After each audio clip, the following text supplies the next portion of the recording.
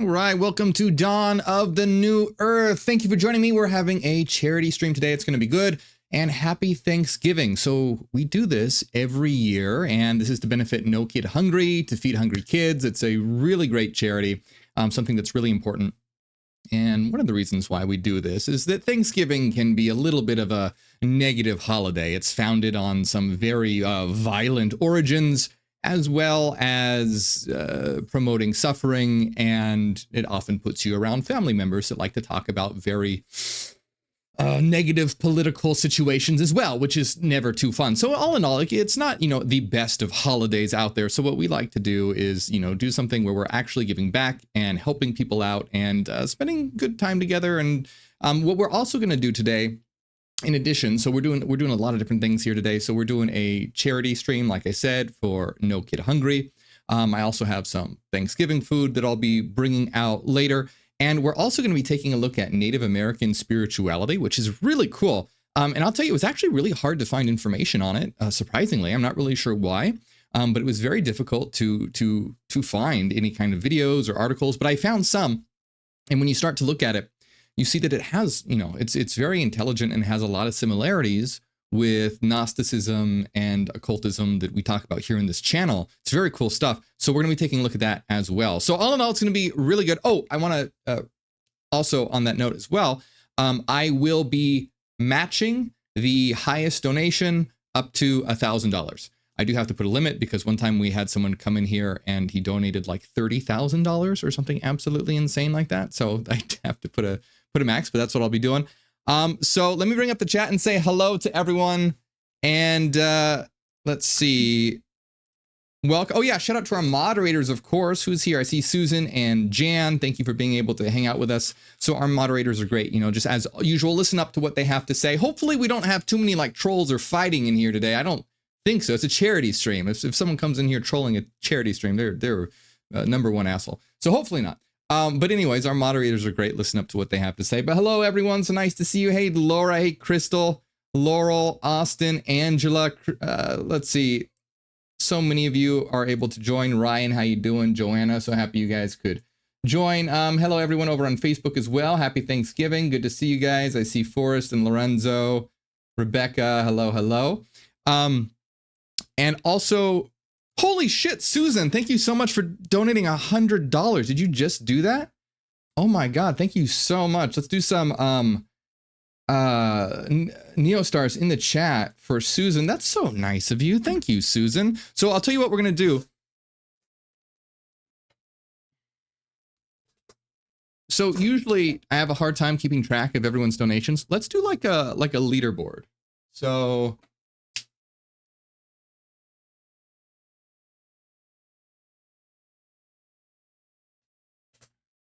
I'm not exactly sure how we'll do it, but we'll keep a leaderboard up here to keep track of the donations.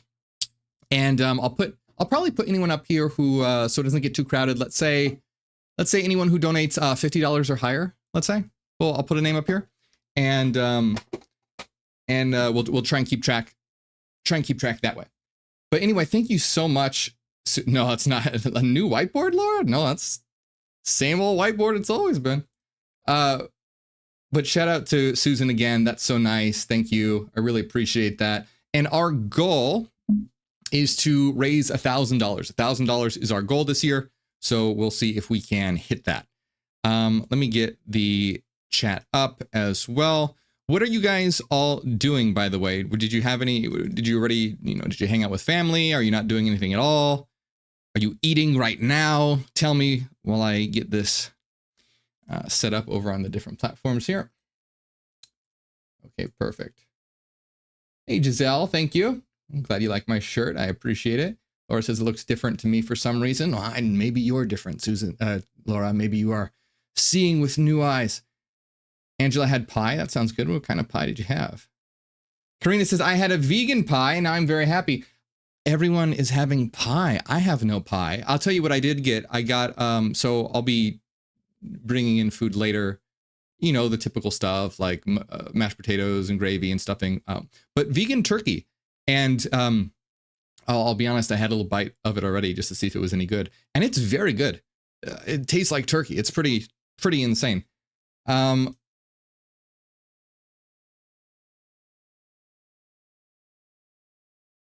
Deb, don't worry. We just started. You didn't miss anything yet. Angela says pumpkin pie. So for those of you who are joining, we are doing a charity stream for No Kid Hungry to feed hungry kids.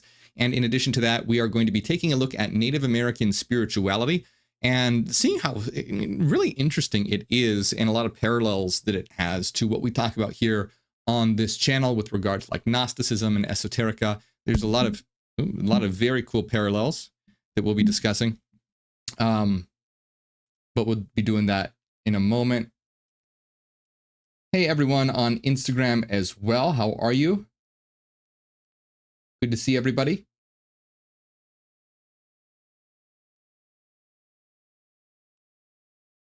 Hey, Katsuki. So by the way, because, you know, I'm streaming to multiple platforms.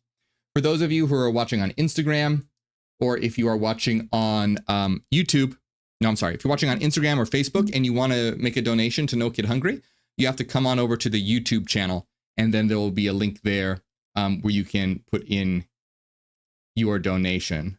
I don't think anyone else is lagging on my side. It's saying that the connection is fine. Have I ever considered doing a debate with anyone of a different background? No, I haven't, because I don't really find debates to be productive. I don't enjoy debates. I am open to having a healthy dialogue with people, but usually when I talk to someone, I don't like it to be in terms of a debate. I like to find common ground and commonality.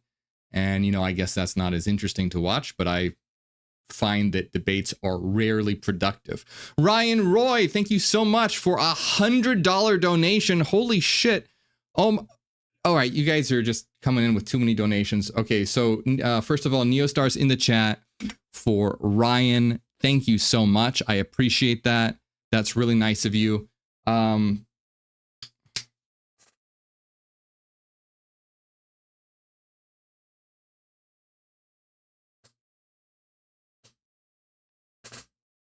And then someone anonymous donated $50. Thank you so much. I want to remind you that if you want me to shout you out, there should be a button there that you need to check or uncheck so that it actually shows your name, because it does have the option to donate as anonymous. So if you want to donate anonymously, that's totally fine. But if not, make sure you select the option so that we can see who it is. Oh, that's very cool, Laura. And holy shit, DB, that's so nice of you. DB just took the leadership board with $200. God damn. Thank you so much. Let's do some fallen angels in the chat for DB. That's so nice of you. Thank you, DB. So DB took, let's see.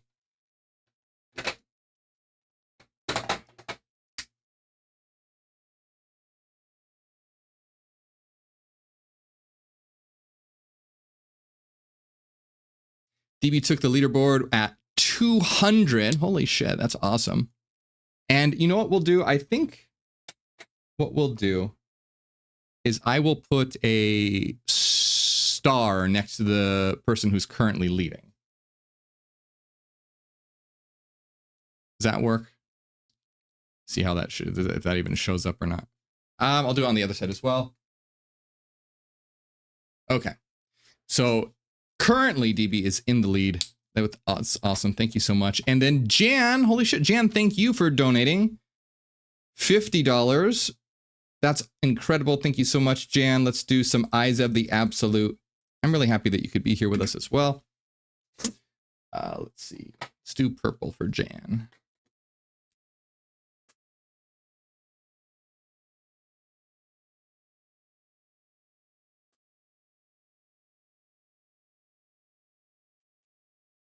All right, perfect.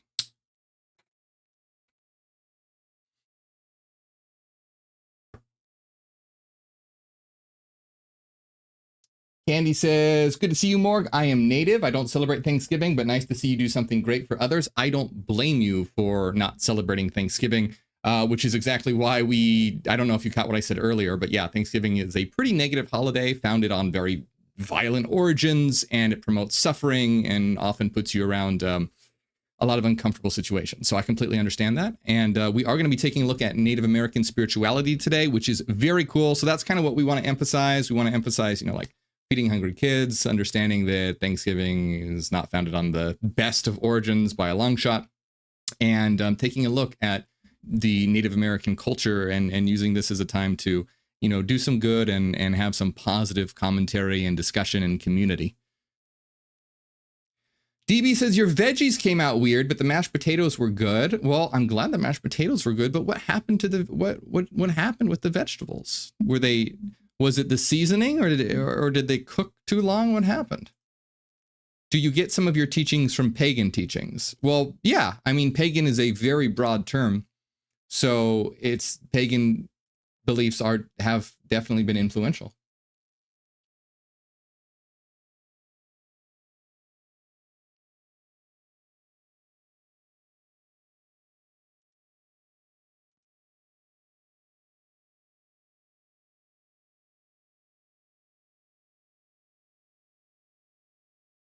Yeah, no problem, Katsuki. I'm glad you could join for a little bit. What are we at, by the way? I don't even we've only been live for 10 minutes.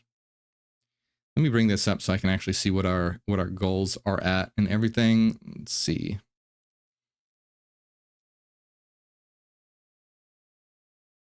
Cool. So we're at 600. We're already at $600. Over $600. Our goal today is 1,000. We're already over halfway there, and we're just 10 minutes into the stream. That is awesome. Thank you guys so much. All right, let's see.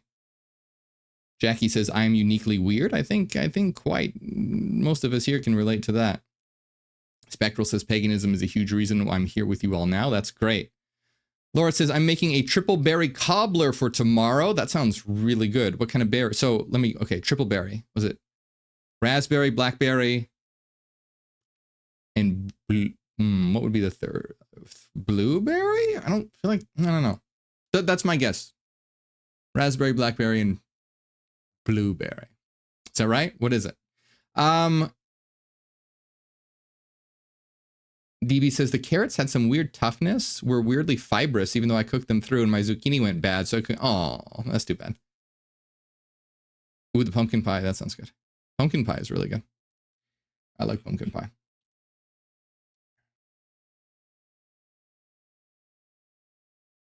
Evangeline says, I donated 200 and the payment went through on my end, but it isn't showing here. Yeah, it's not showing on my end either. Maybe it'll take a moment to appear. Yeah, because it's not showing on my end. Let's see. Hey, Chris, how you doing? I'm glad you could join us. That's very specific. Very nice, Marconomicus. Laura, oh. Blackberry, raspberry, and strawberry. That makes more sense. I was thinking blueberry doesn't really fit, but I couldn't think of another berry that would go. That sounds much better than blueberry. Strawberry. Yeah, that's great. Well, thank you, Legalda.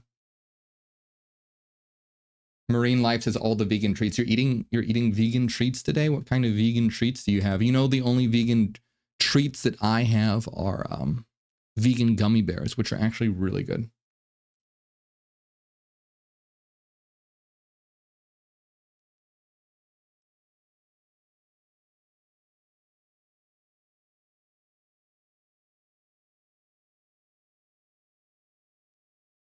So for those of you just joining us, by the way, we are doing a charity stream for No Kid Hungry, feeding hungry kids, as well as exploring Native American spirituality, which is going to be really interesting. We're going to be taking a look at some of the commonalities that it has to many of the things that we talk about on this channel. And it's going to be cool. It's actually surprisingly difficult to find information about Native American spirituality. A lot of myths, like a lot of myths and stories you can find, but in terms of like actual beliefs, there are plenty of books on the subject. But as far as articles or videos, very sparse, which is surprising. Kevin, holy shit, 250 from Kevin. Thank you so much. Let's do some tri-scales in the chat for Kevin Kuhn. So Kevin Kuhn takes the leadership. Let's see.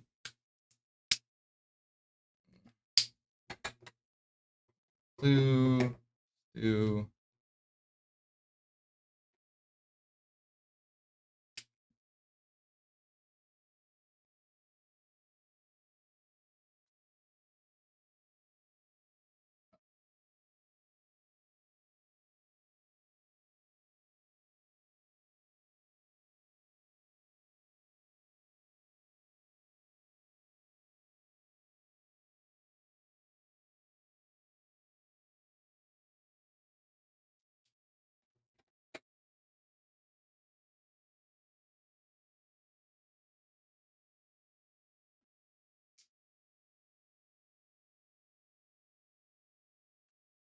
All right, Kevin, thank you so much.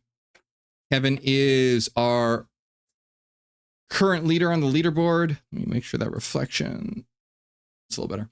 All right, Christopher coming in with a $20 donation. Thank you so much, Chris. I really appreciate that. Always nice to see you here. I hope you're doing well.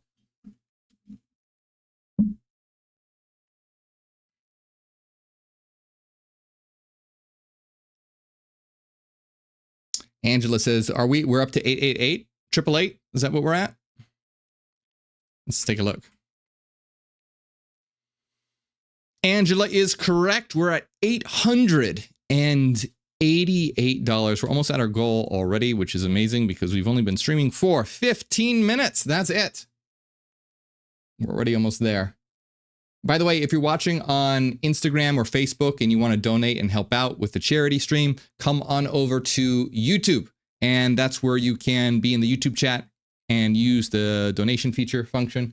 Why did my monitor just turn off? My computer has been so weird lately. I think it's about time for a new one.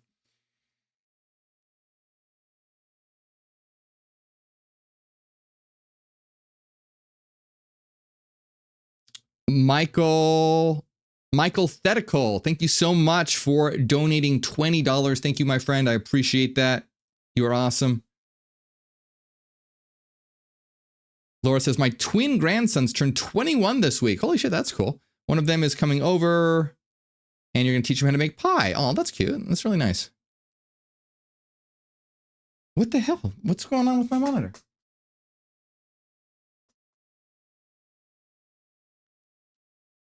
Make sure it's plugged in. What the fuck?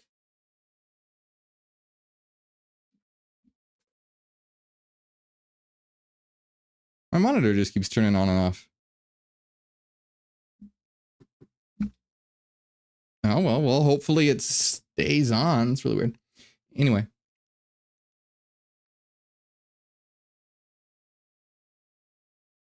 Anonymous says, there's Native American social media influencers online and on YouTube who are pretty cool. Maybe you could invite them for a live in the future.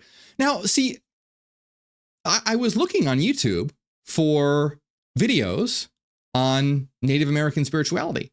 And there was like only one channel and it was a very small channel. And, no offense or anything, it just wasn't the best quality. It wouldn't really work. So yeah, if you guys know of any Native American channels or influencers that talk about the spiritual aspect of things, particularly like the topic we're going to be talking about today is like the Great Spirit, which is a very interesting idea, relates to a lot what we're talking about. Anyway, let me know, because I couldn't find very much at all out there.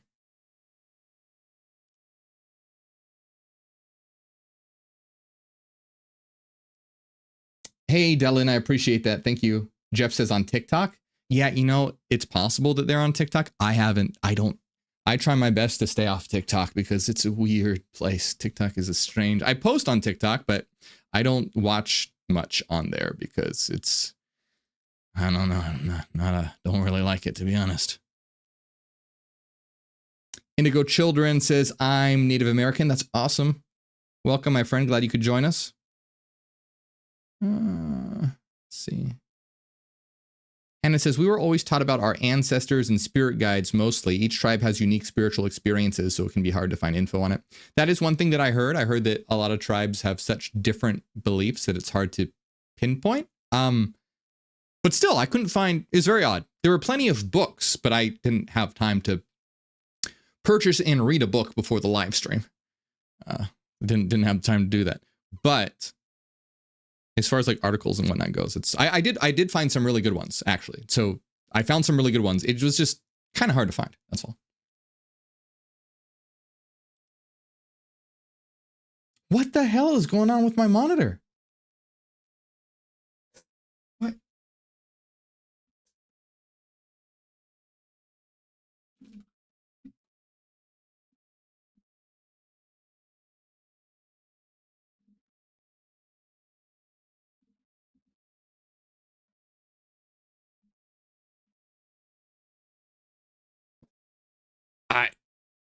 I don't know.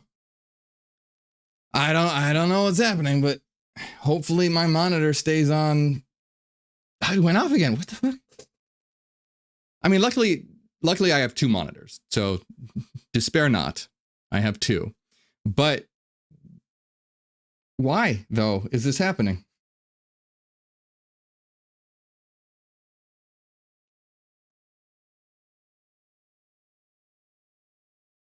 Turned it on and off. Let's see if it helps at all. Input HDMI. Oh. Deb, thank you so much to Deb for donating $50. Thank you so much, Deb. Let's do some Eyes of the Absolute in the chat for Deb. And just if you're just joining us, what I'm doing is putting anyone up on the board who has a donation of $50 or higher. And we're keeping track of who has donated the most. And I will be matching the highest donation up to $1,000. Hermetic Moth, thank you so much for the $15 donation. That was Deb.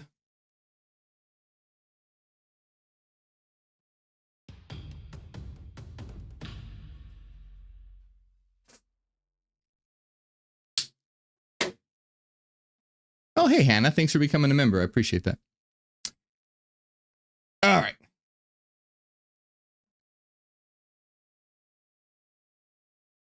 Marine says, I've been experiencing weird technology glitches as well. Oh, it's us. Mercury must be in retrograde.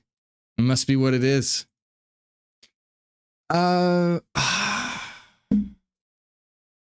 is happening? Hey, Dale, I'm glad you're enjoying the stream. Let me check this again.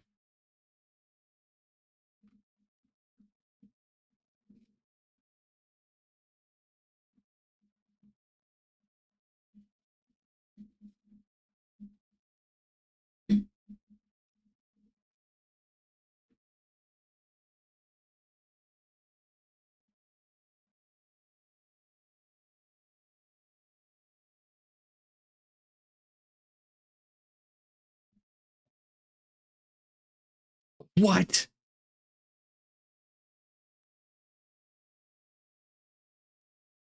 Why is it doing this? I mean, I guess it doesn't really matter. It's just, when things don't work the way they should, it really bothers me. You guys know. It's like when I need to set up the lights just right or whatever. The color or something. Why is it doing this? So it doesn't matter. I have two monitors. It doesn't matter. But it bothers me. It just moves.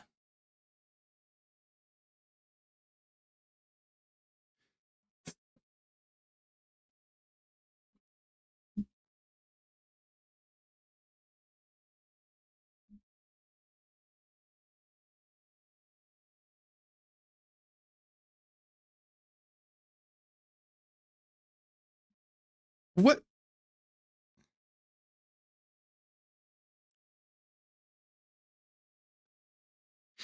What is my monitor doing? What's happening? All right, well, I know what I need for Christmas. I need a new monitor, apparently. All right, well, who cares?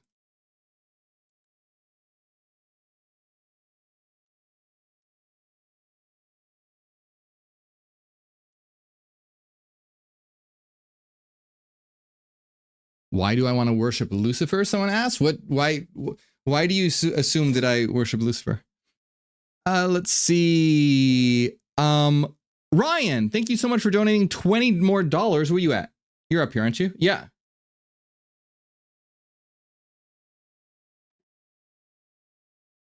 20 more from Ryan.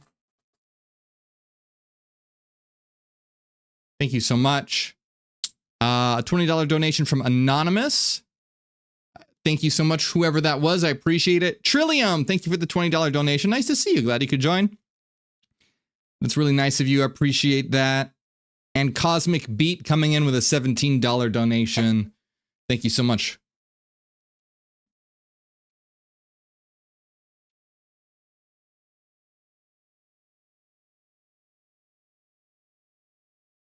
Oh, you're not asking me if I want to worship Lucifer, someone else? Oh, I see what you're saying. Someone asked, can I worship Lucifer in India? Go for it. Oh, sure. Sure. Let's see. Hey, Kevin, enjoy the books. I appreciate it.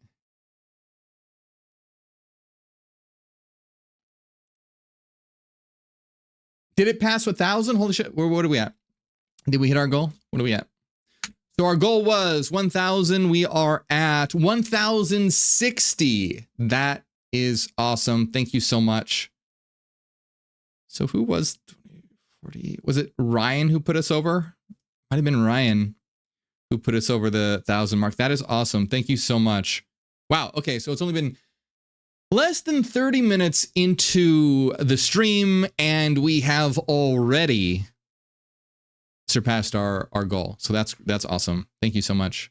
You guys are great. Let's since that's the case. Hey Vanessa, thank you so much for the donation. I appreciate that. Glad you could join us. Okay, so since that's the case, let's up our goal to 1,500. Since we hit it so early already. Okay, so 1,500 is our new goal. But it's already a success because we hit our first goal already. So it's already a success. But let's see if we can do another one. Oh, is my monitor actually staying on?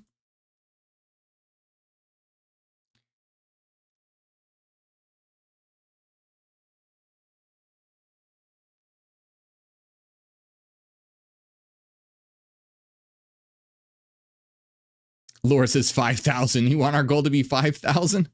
You gonna donate the 4,000 to get us there, Laura? That's a lot. You want me to make it 2,000? You guys are saying, everyone in the chat. Susan says 2,000. Ryan says 2,000. You guys want 2,000? Oh man. All right. Well, you get your.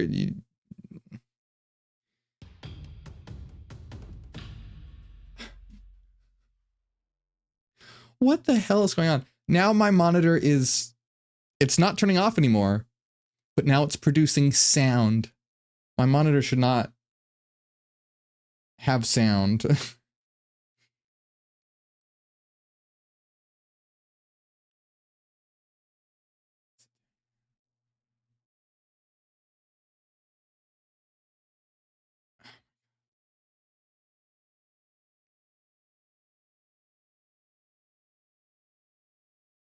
Okay, I think I've turned the sound off my monitor. All right, you guys want to do make it over 9,000? Okay, Vegeta.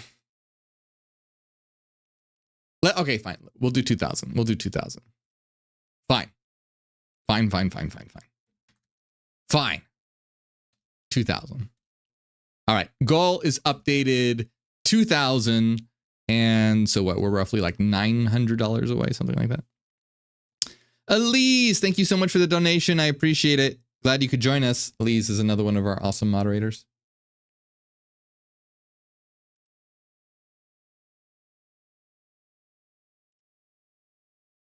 And by the way, if you are watching on Facebook or Instagram and you want to be a part of the charity stream and make a donation to No Kid Hungry, then come on over to the my YouTube channel where I'm streaming right now. And in the chat, you will find an area where you can put in a donation.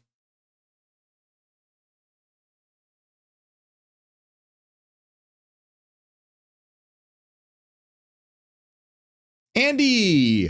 Hey, Andy, glad you could join us. Welcome, welcome. I do, Ivan.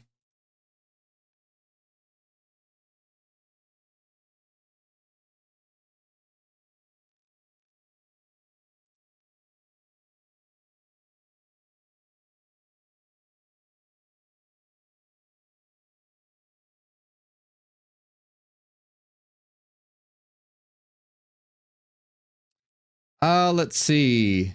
I'm sure you're going to have Brussels sprouts. Oh, yes. I most certainly have Brussels sprouts.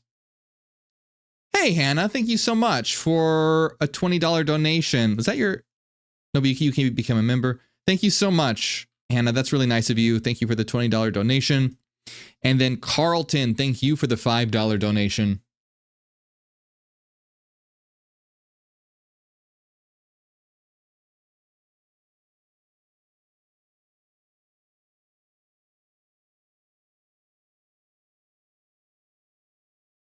Manuel from the Philippines, nice to see you.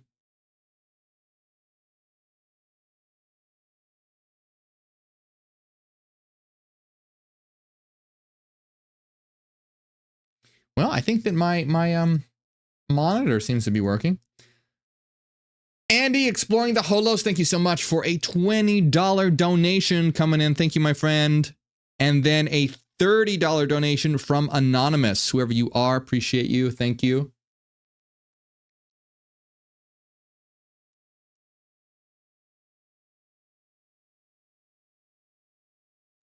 I'm putting anyone's name on the board who donates $50 or higher just because I want to make sure that we actually have room.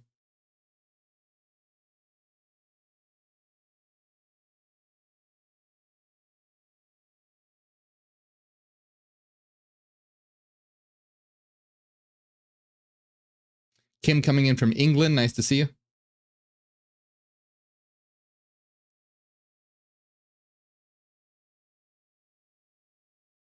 Hey, don't worry about it, James. No problem. Yeah, that's very nice. Thank you, Hannah.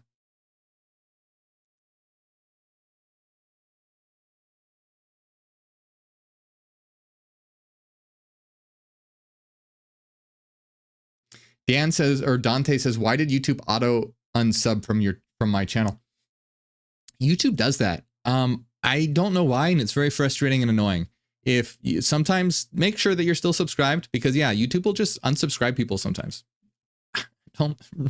I don't know. Social media can be very frustrating sometimes.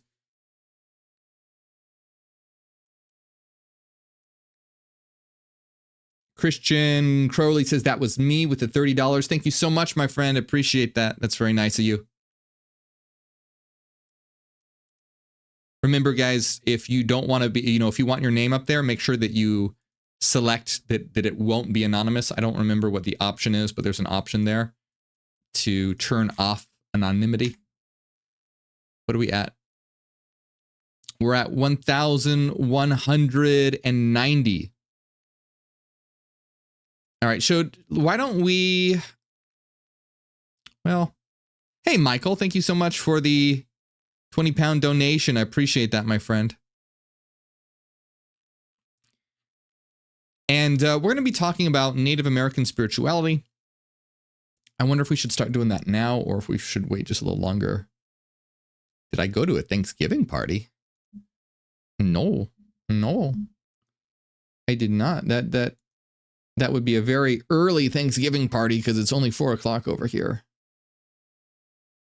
Hey, Angela, thank you so much for another donation. I appreciate that. Thank you, Angela.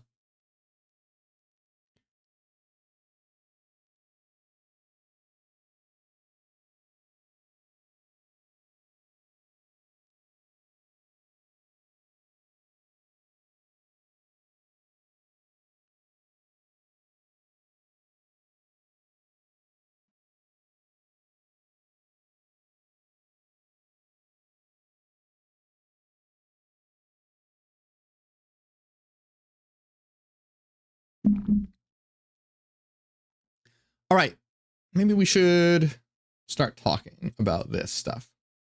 Hey, Kelly, nice to see you.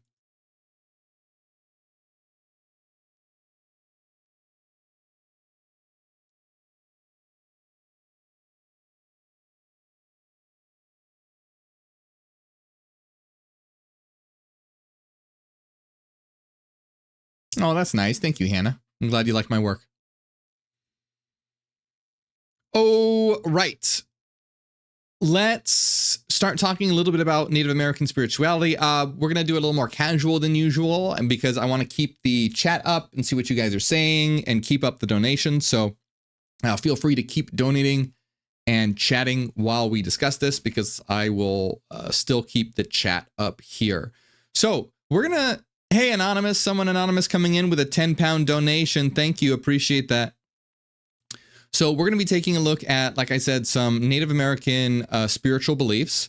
And so I want to preface this by saying I don't know much about Native American spiritual beliefs. So that's one of the reasons why I think we should do it. So that we could raise awareness and learn about this kind of thing.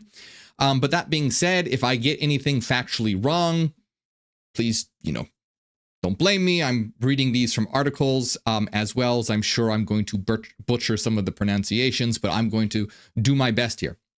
But let's take a look at all this. Hey, Ren, thank you so much for the $50 donation. So nice to see you.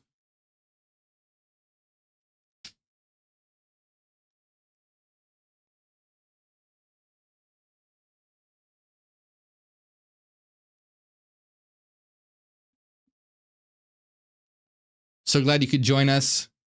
As always, Ren. All right. So let's bring this back up.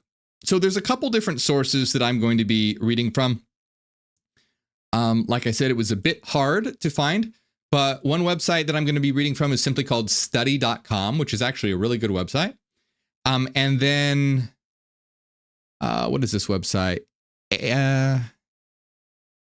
AMA, what is this? AMACAD. This can, oh, here we go. American Academy of Arts and Sciences. Okay. So this is coming from study.com as well as American Academy of Arts and Sciences. So I would hope that this is at least somewhat accurate. But let's take a look here at the different ideas. Now, so here it says, what do Native Americans believe in regarding their beliefs? What is uniform? What is the, so basically one of the things that they're saying is that they had across many different tribes, there were many different kinds of beliefs. So it's hard to pin down, one specific one, but there are some things that are common to a lot of them. So we're going to look at the elements that are common to a lot of them. Hey, someone anonymous coming in with $50. Thank you so much. I appreciate that. Remember to uncheck anonymous if you guys want your name on the board so I can say thank you and everything, but I appreciate that. Thank you very much.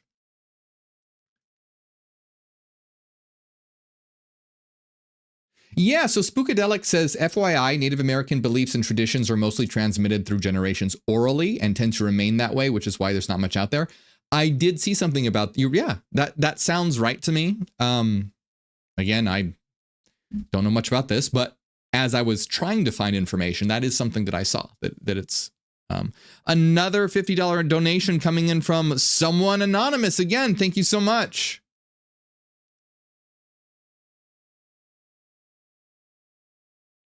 All right.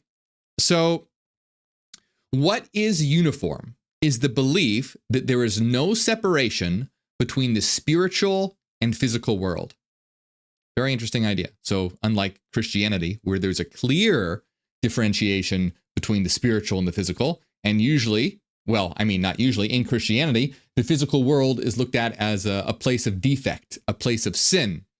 Whereas the spiritual heavenly abode is where one needs to appease a god in order to get access to this. Native American beliefs, that is not the case. There's no separation between the spiritual and the physical. So this sounds like a pantheism or possibly a panentheism.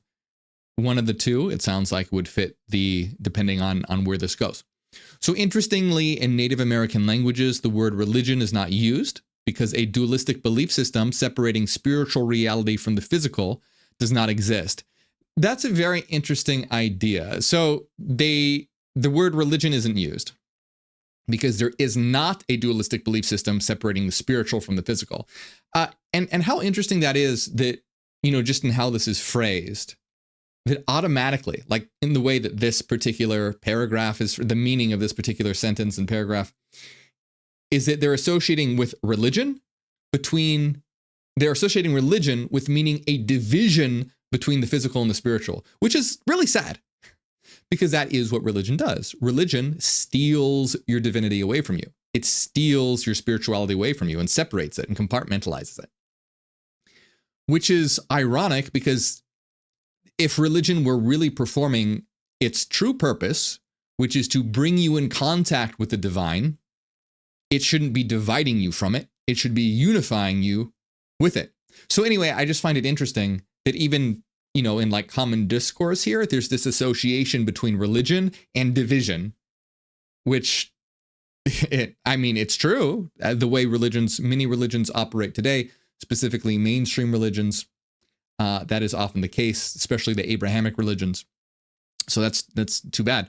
But anyway, steeped in animism, the idea that spirituality exists in all natural phenomena, people worship many Native American gods. Polytheism. So there is some overlap here as well between panpsychism or possibly idealism. So we're going to see. So right now I'm seeing hints of pantheism or panentheism, as well as panpsychism or idealism. So pantheism is the idea that the natural world, the physical world, and God are the same thing. Panentheism is the idea that the natural world is an expression or part of God. A little bit different. So pantheism, God in the physical world, same thing. Panentheism, the physical world is an expression or mode of God. You could think of it like being the body of God. It's an aspect of God, a projection of God. So we'll see if this gets deeper into, because right now there's not enough information to tell if it's a pantheism or panentheism. And then so also it sounds like it's either a panpsychism or an idealism, by saying that spirituality exists in all natural phenomena. So this fits the description of panpsychism, which says that there is an immaterial aspect to everything material. So it's kind of like everything is dual. Everything material has an inner immaterial aspect. But then it could also potentially fit the bill of idealism, where idealism shows or is the idea that matter is an expression of mind. So matter or mind can exist without matter, but matter is a particular mode of being or a particular way that mind manifests. So panpsychism says that everything is this substance that is both mind and matter.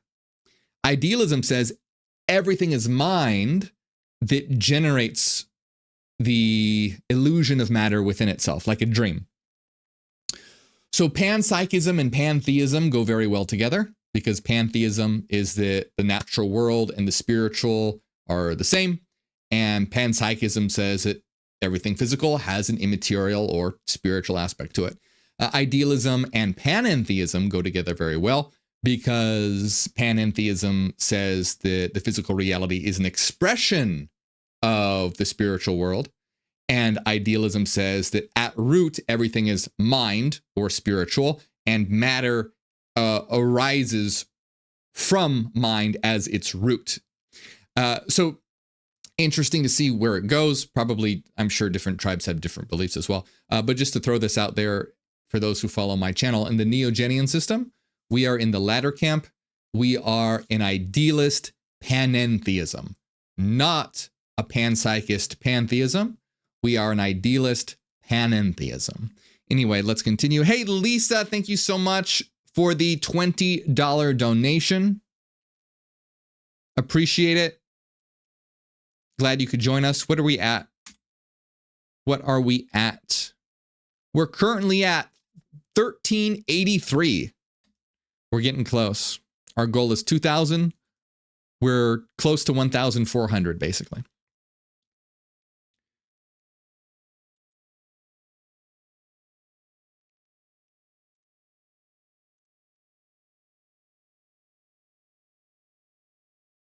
Hey, Rick, how you doing? Okay, so let's continue. So their polytheistic religion led Europeans to label Native Americans with anti-Christian labels. Oh, good all Christian Europeans coming to fuck things up, right? So they labeled them as pagan, witches, demonic, and barbaric. Of course, of course.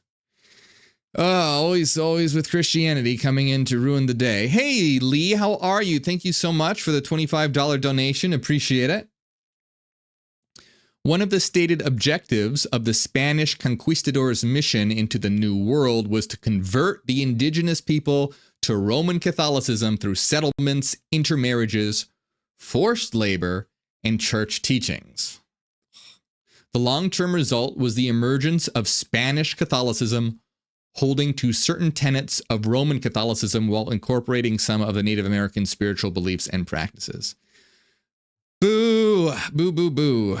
Well, yeah, I mean, we know that a bunch of bullshit happened when the Europeans came over. But let's continue to see what the spiritual system was like. So it says here, although widely diverse in spiritual beliefs because of geography, food sources, and environment, certain beliefs are evident in each. Okay, so here are some of the commonalities in the spiritual system of Native Americans, though it does vary quite a lot. Here are some that are common. A hierarchy of deities and spirits. Each has a role in the universe as a protector, healer, provider, creator, and comforter. Spirits indwell in everything, animism, connected with humans to offer gifts and wisdom. Evil deities were responsible for suffering, disasters, and death. So this is, an idea that's pretty common in most religions, but we're getting at this idea of reality being run by what we would understand today as archetypes, archetypal patterns. So they were picking up on the idea of archetypal patterns and expressing this as protector, healer, provider, creator, comforter. You see, these are clearly archetypes. Protector, healer, provider, creator, comforter, like, the hero, the magician, the wise old man, etc. Common archetypal themes that we have going on here. So creation story, their creation stories cover the origins of the world and the particular tribes and humans' relationship to the world and the creators. Some creation stories focus on the beauty of the creative process, or on displeased and fighting gods seeking to create another world. That's interesting. The universe consists of three worlds: the upper, where the gods reside; the earth, where humans, animals, and nature lives; and the underworld, the dwelling places of evil. Very cool. So, again, a lot of religions have ideas like this, but understanding it from an archetypal perspective, you have the upper reality of deities, the lower reality of evil, and then Earth is sort of in between the two. And this is kind of like the idea of the Freudian id and superego. So if you've ever seen, this has to do with psychology, if you've ever seen like a cartoon of someone and they have to make a decision, and there's a little angel on one of their shoulders telling them to make the good choice, and then there's a demon or a devil on the other shoulder telling them to make the bad choice. And the entities usually look like them, right? It's usually whoever the cartoon is. It's, if it's Donald Duck, it's a Donald Duck angel and a Donald Duck devil. I know cartoons, whatever. But it's getting across the idea in Freudian psychology of the id and the superego that is balanced between the ego, which is essentially your instincts and shadowy drives wanting one thing, and your higher sense of morality trying to guide you to another area. We see this in terms of Gnosticism, in terms of the eons and the archons. And we see this in the Kabbalah as well, in terms of like the Klipoth and the Sephiroth. So again, very common archetypal themes. Very, very cool. Hey, Crystal, thank you so much for that super chat. I appreciate it. Thank you, Crystal. Let's see.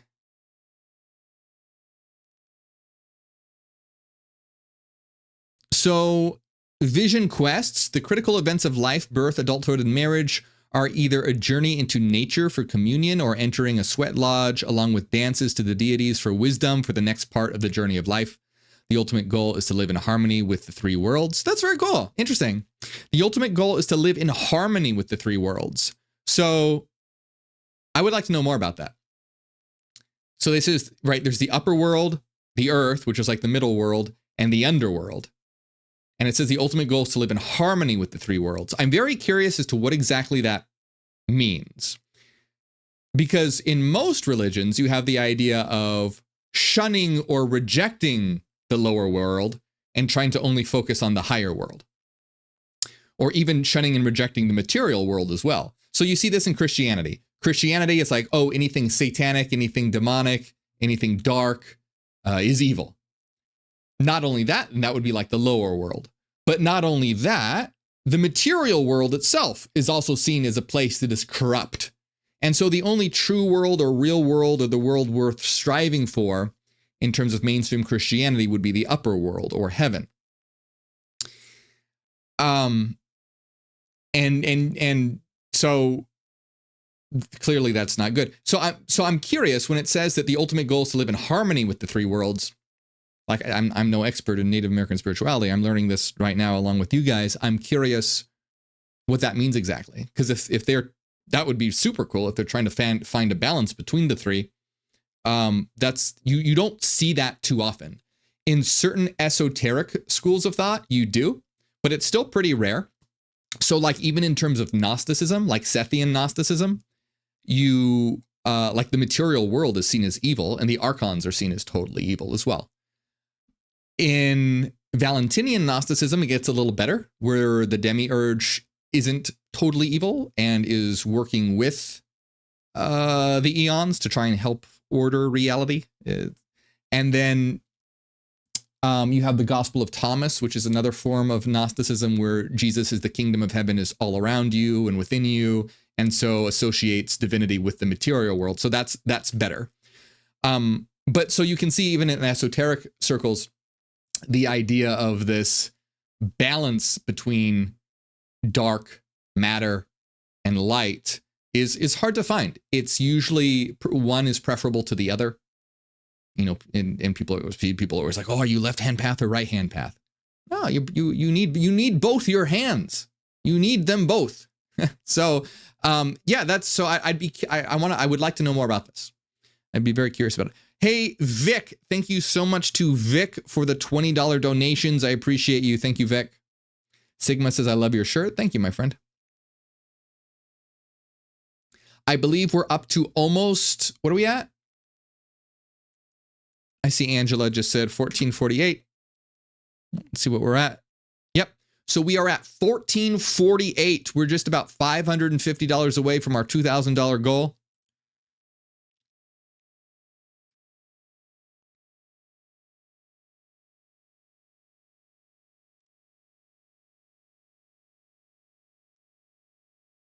Yeah, honestly, it always frustrates me when people, you know, the whole right-hand path versus left-hand path thing. It's, I mean, to each their own, of course. But if you're thinking, obviously, if you're, you know, want to have a fully balanced and actualized life, it's like if you're going to walk forward, if you're going to make forward motion, you need both your feet. You can't go forward if you just have one foot.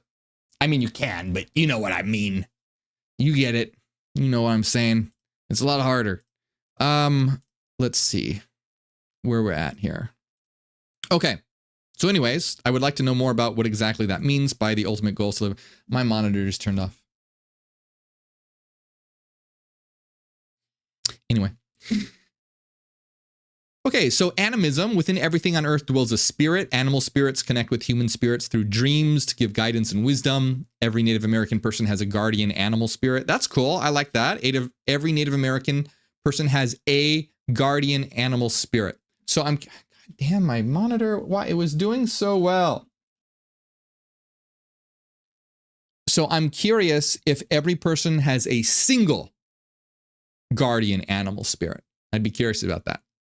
That reminds me of sort of like the esoteric concept of the HGA or Holy Guardian Angel, or like even the higher self to a certain extent. But I'd like to know more about that as well. Why is my monitor doing this?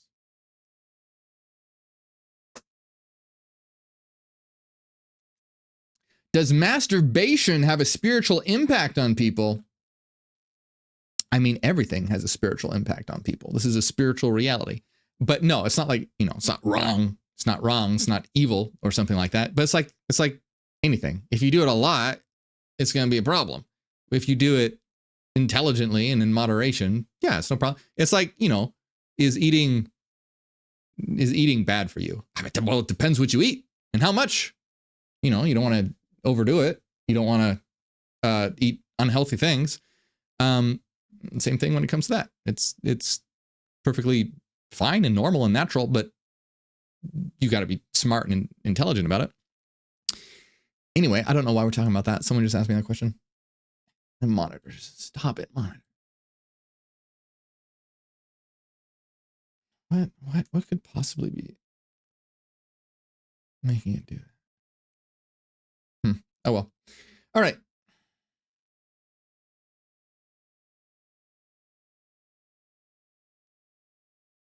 The same person who asked me that question now asks if I'm single. Maybe calm down a little bit. Maybe calm down, my friend. Okay. So where we're at here.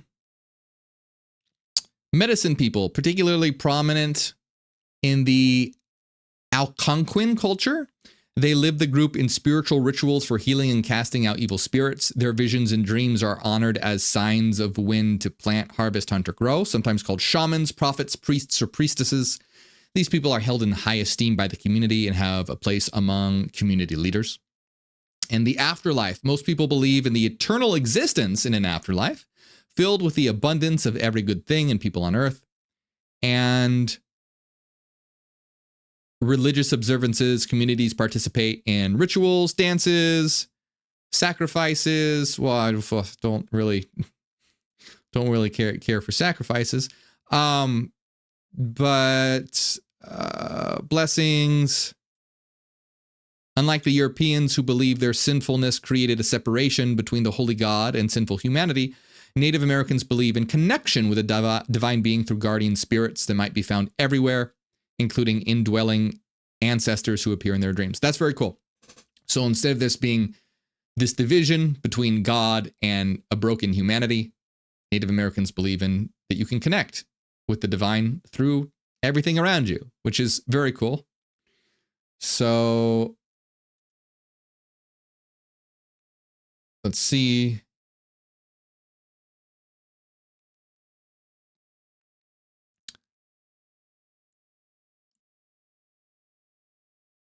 Oh, interesting. Okay, so I'm probably not saying this right. Iroquois? The Iroquois have advanced systems of spirituality.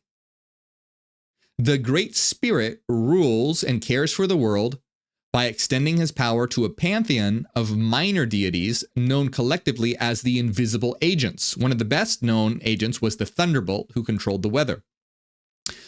A counterpart to the Great Spirit is his brother, Evil-Minded. Evil-Minded rules his independent pantheon of evil entities and evil spirits that bring evil and suffering to the world. The Great Spirit does not have control over Evil-Minded, but has enough power to stop Evil-Minded occasionally. It is up to the individual to decide which one to follow. Interesting. Very cool. In death, a follower of the Evil-Minded will be judged, whereas a follower of the Great Spirit will have immortality. Interesting.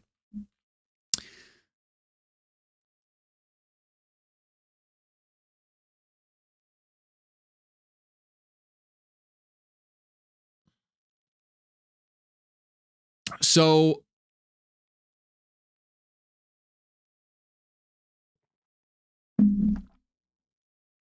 let me read a bit from the American Academy of Arts and Sciences and this is an article called Indigenous Americans, Spirituality and Ecos by Jack D. Forbes. It says here, the cosmic visions of indigenous people are significantly diverse. Each nation and community has its own unique traditions, but several characteristics stands out. Ooh, this is cool. First, it is common to envision the creative process of the universe as a form of thought or mental process. That's interesting. So if that is true, it seems like that it would be leaning towards an idealism. That it's common to envision the creative process of the universe as a form of thought or mental process. I certainly agree with that. Second, it is common to have a source of creation that is plural, more than one, either because several entities participate in creation or because the process as it unfolds includes many sacred actors stemming from a first principle, the father-mother or grandfather-grandmother.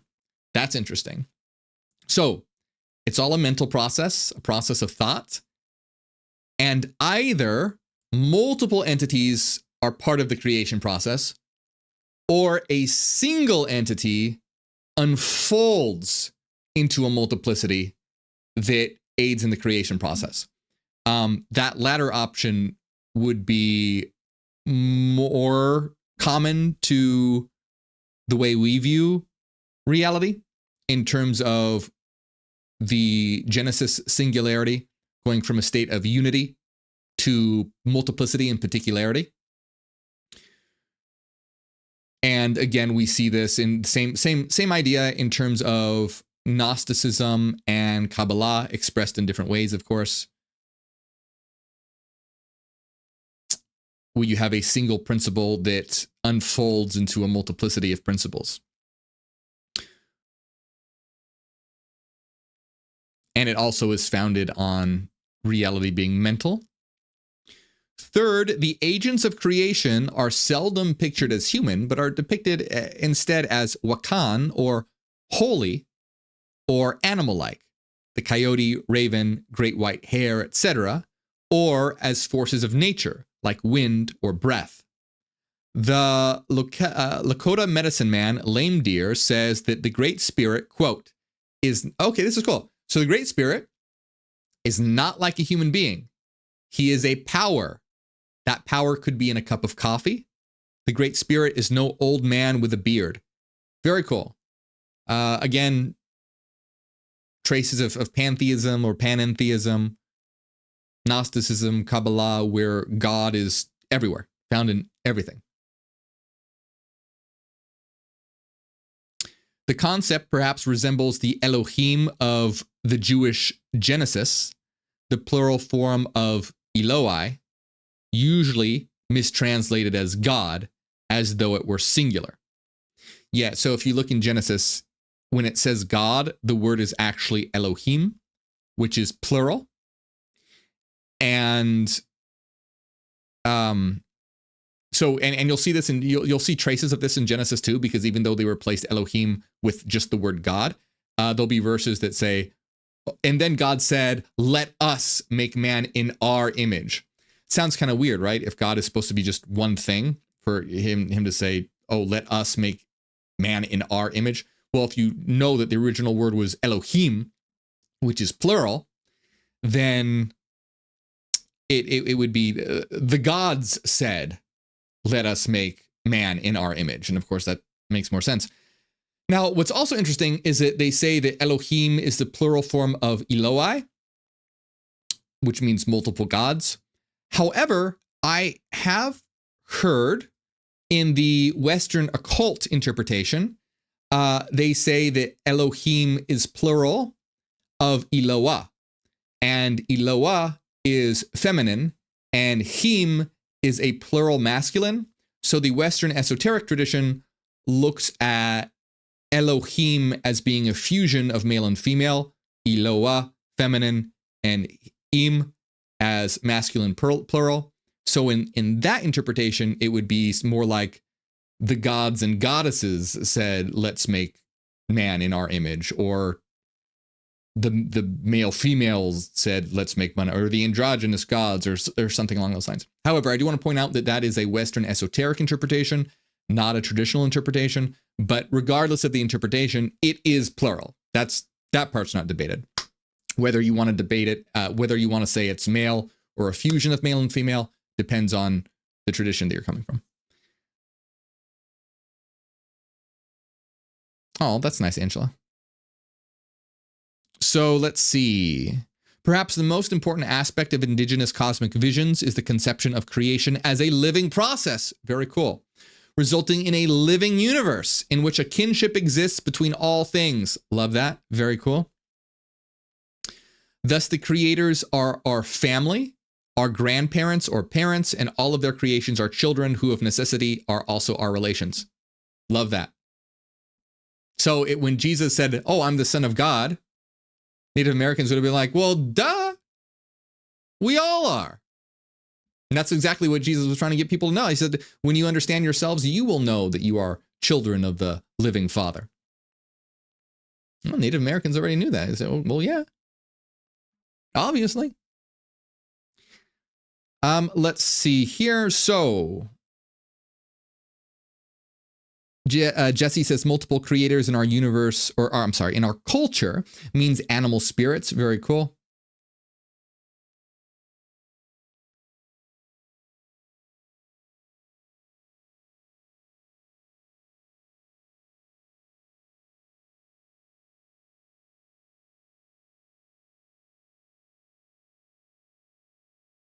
Oh, that's nice. Sense of soul. Thank you. I'm glad you could join us. How are you?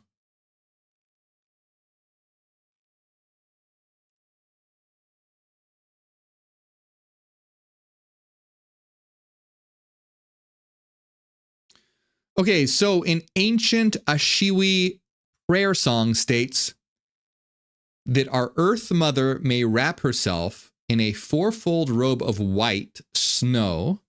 When our Earth Mother is replete with living waters, when spring comes, the source of our flesh, all the different kinds of corn we shall lay to rest in the ground with the Earth Mother's living waters. They will be made into new beings. Coming out, standing into the daylight of their Sun Father, to all sides they will stretch out their hands. Thus the Mother Earth is a living being, as are the waters and the sun. You know, so interestingly, I did watch a very short clip of a Native American YouTube channel. I thought maybe we could watch the video, but it wasn't good enough quality for it to really work well. But one thing that I saw, so right, it says the Earth Mother is a living being as the waters and the sun. But this, and again, I don't know much about Native American spirituality, so correct me if I'm wrong. But in the video clip that I watched of this channel, the host said that in Native American culture, and he was clearly Native American. I don't know, like what his, I'd have to find his name. But anyway, my point is, he was saying that when Native Americans worship the sun, they're not actually worshiping the sun, they're worshiping the power behind the sun, essentially. And I think that that's a lot of people, because there's a lot of cultures that have like sun worship. And some of them literally worship the sun, but a lot of them were more looking at the sun as an expression of the source of life, rather than like thinking that the physical ball in the sky was God. They were looking at it more as representing the life force.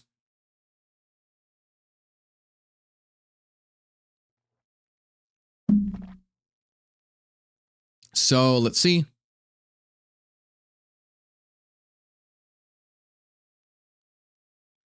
And by the way, wouldn't that be much nicer if we treated the world like a living being rather than a machine? The reason why that we have such a destructive world today is because we've been overrun by capitalism as well as scientific materialism, which turns the world into a machine and a resource. That's it. A product, a resource, a machine.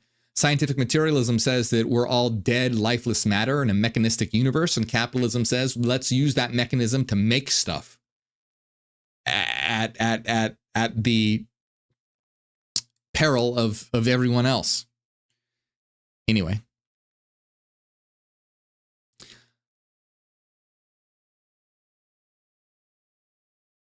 Lame Deer says we must try to use the pipe for mankind, which is on the road to self-destruction. This can be done only if all of us, Indians and non-Indians alike, can again see ourselves as part of the earth, not as an enemy from the outside who tries to impose its will on it. Because we also know that being a living part of the earth, we cannot harm any part of her without hurting ourselves. Love that. Very well said. And that's why we need a shift in consciousness before we can have a new world. Because you have to have a different perception, because everything starts as an idea in the mind. And if you have the idea in your mind that the world is nothing but a dead, lifeless machine, you're going to treat it that way. But if you have in your mind that it is not a dead, lifeless machine, but is an expression, a living expression of all of us, then we're not going to unnecessarily create destruction and harm.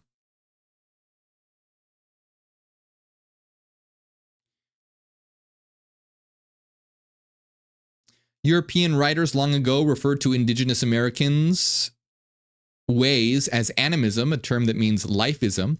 And it is true that most or perhaps all Native Americans see the entire universe as being alive. That is, as having movement and an ability to act.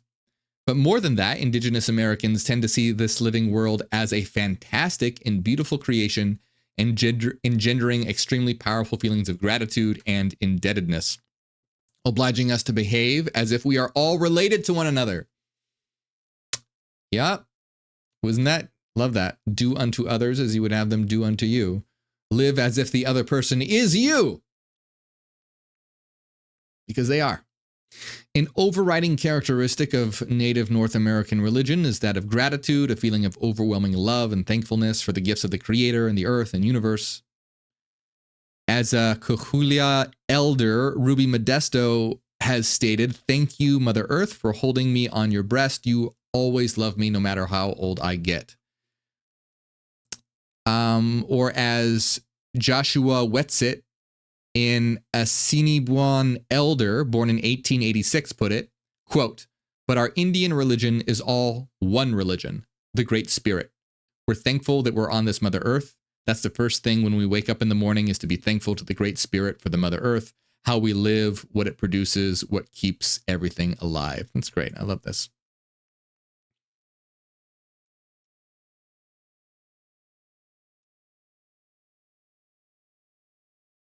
This is a long article, so I'm seeing how far we want to go here. Some good information here.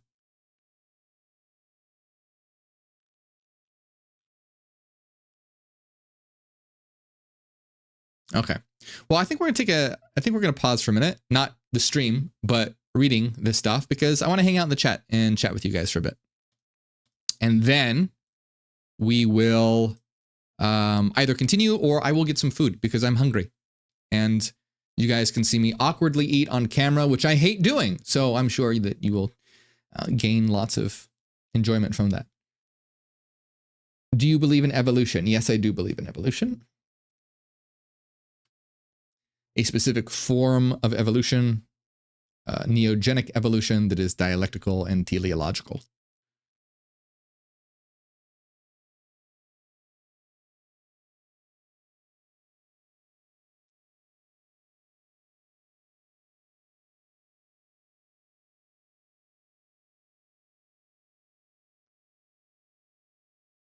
Hey, ACS Willikers, how are you? Nice to see you.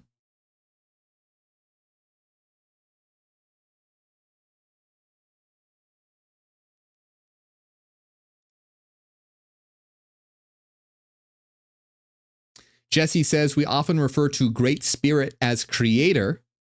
if that helps understand how the archetype is viewed, meaning the energy of creation. That's very cool. Thank you for sharing. I appreciate your insight. Will drunk Bible reading make a comeback? I don't have any plans at the moment.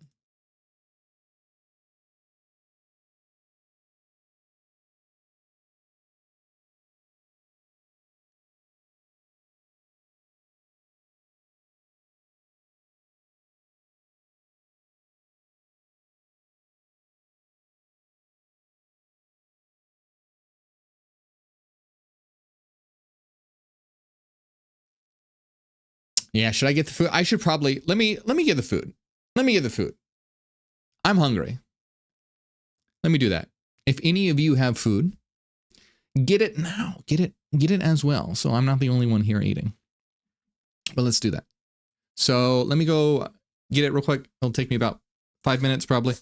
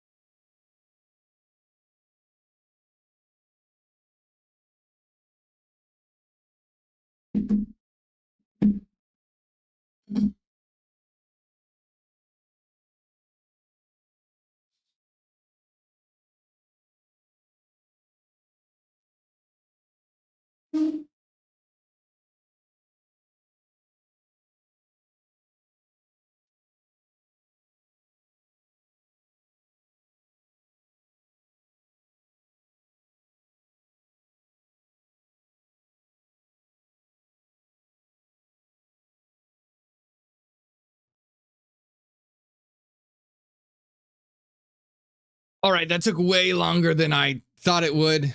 Hey, you guys are still in here. You didn't leave. Thank you for waiting.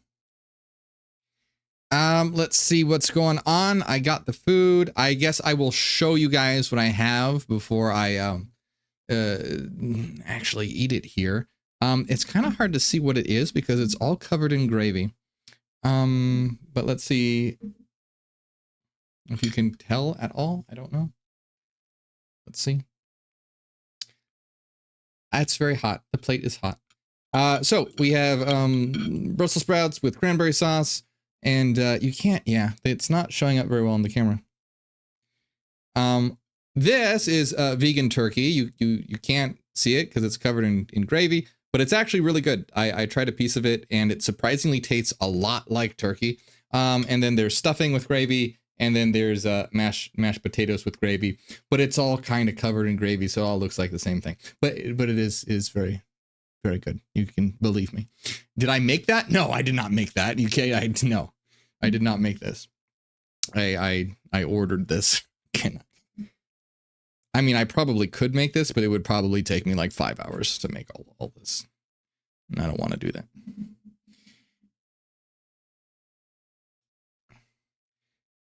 Bridget, it's made out of seitan. I normally don't like seitan, but this particular place makes it very good. But, you know, Brussels sprouts are kind of my favorite thing.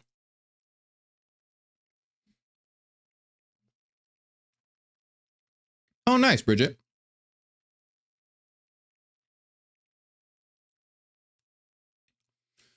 Things that make you go, why? Says, I'm not a vegan, but that plate looks delicious. I'm glad you think so. Vegan food has gotten way better in like the past 5 years. It's getting incredibly good.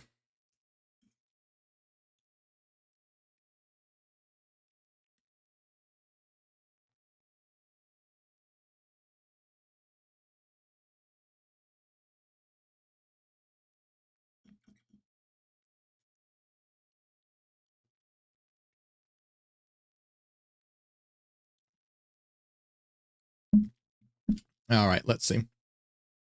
Let's take a look at what we are at, by the way. We are at, is it still 1448 or did it go up from there? Still 1448. 1448 is where we are at. We are roughly 550 away from our goal. You guys wanted 2,000. You guys had me put 2,000. So that's what we're doing. But what are you guys doing? Is anyone out there eating as well?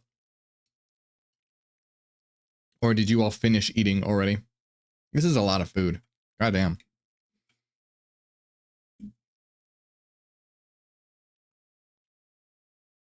Oh, well, that was nice of you, Bridget. You gave someone your leftovers.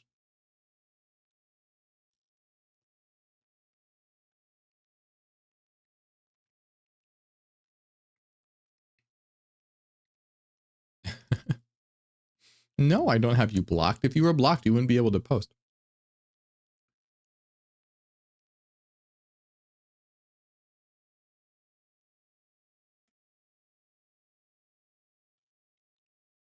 You're starving for Jesus? What do you mean? Why would you do that? I don't think Jesus wants you to starve.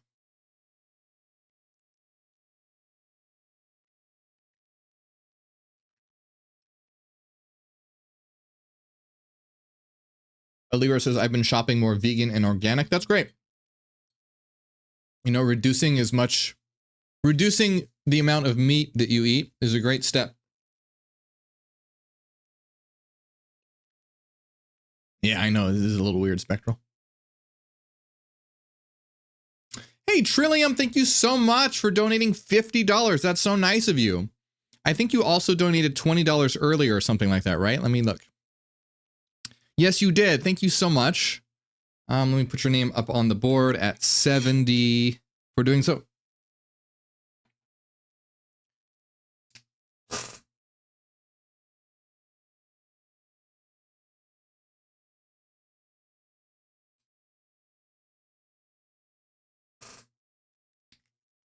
It's really nice of you. Appreciate it. Oh yeah, let's do, what should we do in the chat? Let's do some serpents for Trillium.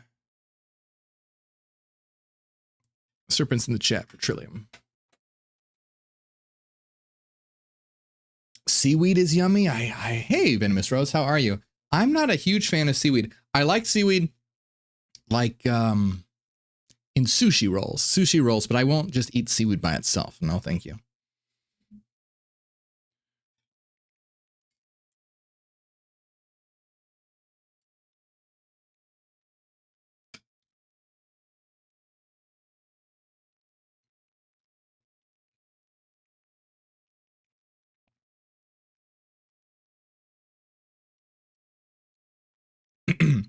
Oh yeah, I forgot about Black Friday. Thanksgiving is just such a weird holiday. It's like it's so many. It's like, oh, it's founded on genocide, and it's all this excess suffering of consumption, this capitalist bullshit. I'm glad I could hang out with you guys because it's much better being able to actually be thankful for a great community with all you guys here and be able to do something, you know, nice at least.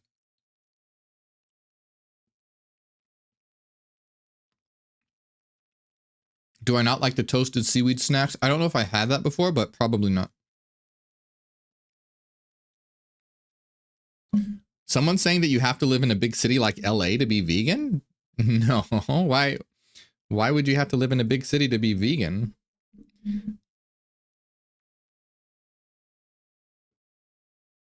Oh, nice. Nice, Angela.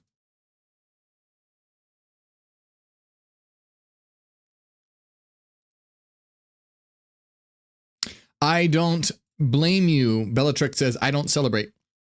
I don't blame you.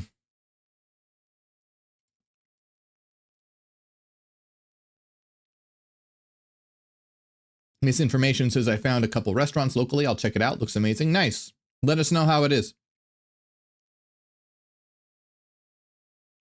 Medium Elita says, plenty of vegan food in grocery stores. Oh, yeah. There's a ton of it. Ton these days.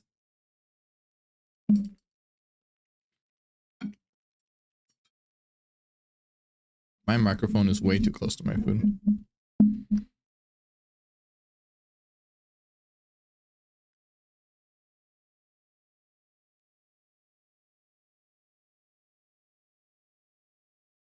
Stacy says, I'm vegan and I'm in a smaller city. Nice. That's awesome.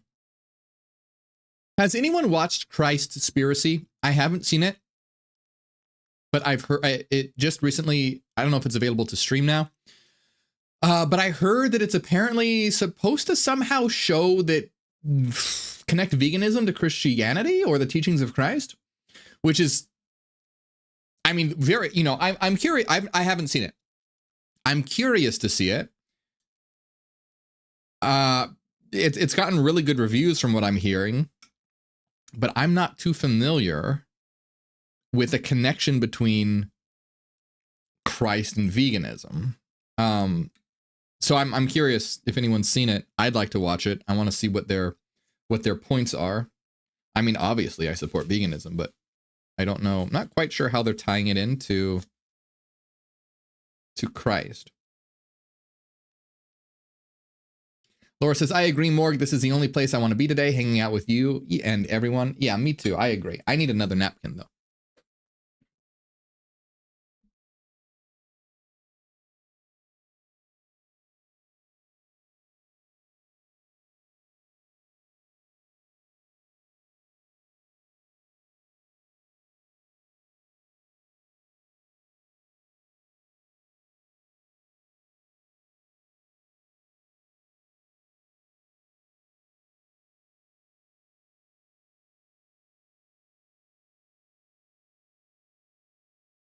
Okay, that's better. Just in time for my monitor to turn off. Oh, there, it's back on. Okay. Zeus says, I mean, didn't he hand out fish to the crowds? Yeah, he did. So, like I said, I'm not really sure what their point is, but if anyone saw it, let me know, because I'm definitely interested in it. Like I said, it's gotten a lot of good reviews. But I don't know. I'm not really sure what their points are. Nice, Jacqueline. Glad you could be here.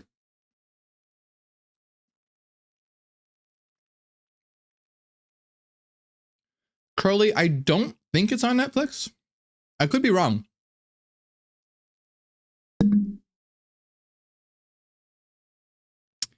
Yeah, so Breathe Love Sound says there is the Daniel diet. I agree. So the Daniel diet is probably the closest thing that I've seen in the Bible that could support veganism. It's been a while, but from what I recall, I think Daniel and his men were captured by the enemies. I forget who the enemies were. I don't know if they were the Philistines or whoever. I don't know. I'm not sure. Daniel and his men, I think, were captured, but they ended up like having a good relationship, I think, with the captors. Like the king, the enemy king, liked Daniel or something. And so I think they treated them well. It's been a while since I've read the story. But Daniel essentially said something along the lines of, hey, feed us only vegetables and no meat. And the king was like, why do you want to eat vegetables and no meat? You're going to get skinny and you're all going to be weak. And it's like, no, trust me, just feed us vegetables. And so they fed them all vegetables, and they ended up getting, way stronger than the rest of the king's men who were eating, a lot of meat or something. It's been a while since I read that story, but I think it's something like that. Correct me if I'm wrong. I feel like Laura would know this. So things that make you ask why must you have such a long name? Says Daniel was actually captured by the Babylonians, and it was King Nebuchadnezzar he served under. And by the way, please tell me where to get that exact shirt you're wearing right now. That sounds about right to me. Like I said, I haven't read the Bible thoroughly in a very long time. Thank goodness. But that sounds right. Thank you for bringing that up.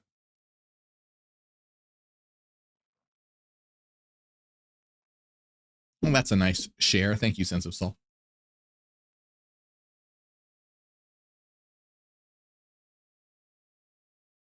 Bridget says, I've saved so much money going vegan. Tofu, beans, lentils, tempeh, and seitan are all cheaper than meat. It's only vegan dairy and eggs that's more money.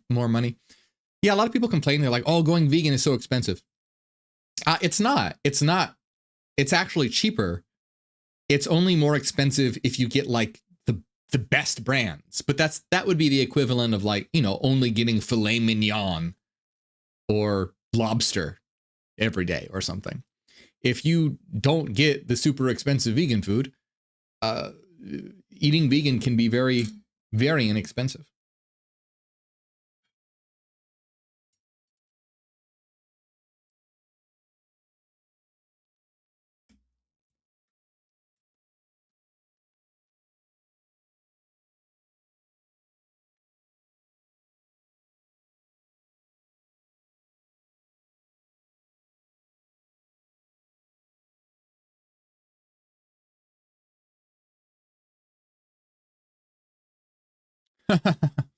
That's funny. Things that make you ask why. It did make me ask why. It's true. You're correct. So I guess it's appropriate.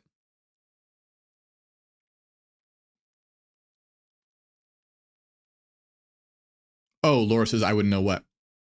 I was talking about the story of Daniel. Oh, was it Daniel or was it David? Now, what did things that make you ask why say? Daniel. Yeah. Was I saying David? I think I said David. Yeah, Daniel was captured by the Babylonians.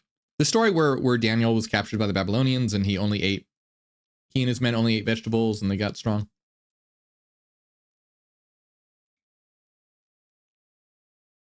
I just didn't recall the details of that story.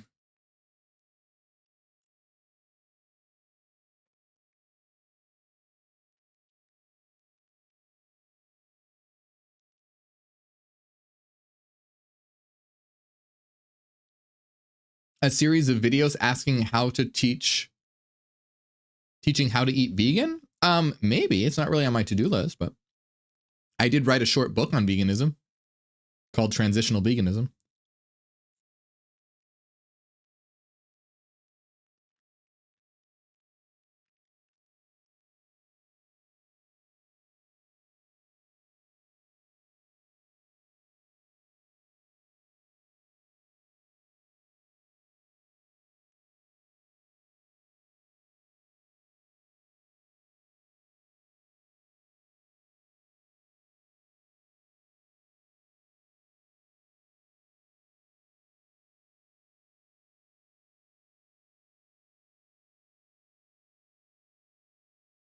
Fox Phoenix says, do you have a place where all your books can be found and purchased? Yep.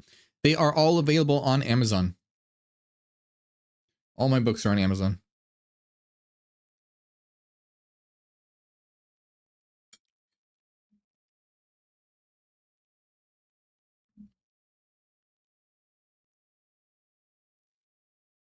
What is that quote? Daniel eating vegetables. Where was this? Oh, well, in Daniel, how appropriate. This is 1:12.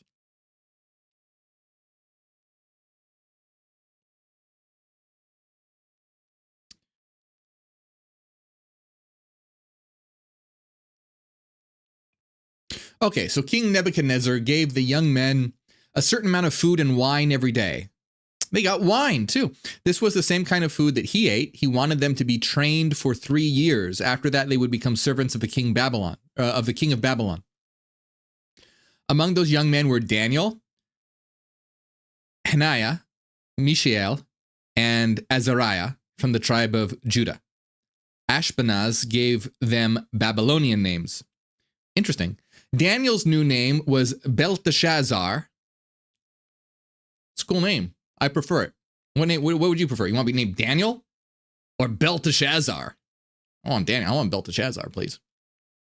Hananiah's name was Shadrach. That's also a badass name. I tell you, these Babylonian names are much better. And Mishael's was Meshach, and Azariah's was Abednego. I don't know about that last one. Azariah I kind of prefer. But Belteshazzar and Shadrach, those are some badass names. Yeah, King, things to make you ask why. It's on Amazon. Daniel did not want to eat the king's rich food and wine because it would make him unclean. So he asked Ashpenaz for permission not to make himself unclean in this way. God caused Ashpenaz, the man in charge of the officials, to be kind and loyal to Daniel, but Ashpenaz told Daniel, I'm afraid of my master, the king. He ordered me to give you this food and drink. If you don't eat this food, you will begin to look weak and sick. You will look worse than the other young men of your age. The king will see this and he will become angry with me. He might cut off my head and it would be your fault. Oh, man. Well, that is a big deal. That's kind of funny, though. That's kind of what you hear in veganism today. They're like, oh, you're vegan? You're going to get so skinny and weak. It's like, no, you're not. As long as you eat the right foods, as long as you make sure that you eat right and you get enough nutrition, you're not going to get sick and skinny. You just have to take care of your, be conscious of your health. Then Daniel talked to the guard who had been put in charge of them. And he said, please give us this test for 10 days. Okay, so he's saying, give us 10 days. Don't give us anything but vegetables to eat and water to drink. So instead of having meat and wine, they wanted vegetables and water. Then after 10 days, compare us with the other young men who eat the king's food, see for yourself who looks healthier, and then decide how you want to treat us. So the guard agreed to test Daniel and his men. And after 10 days, Daniel and his friends looked healthier than all the young men who ate the king's food. So the guard continued to take away the king's special food and wine and to give only vegetables to Daniel and his men.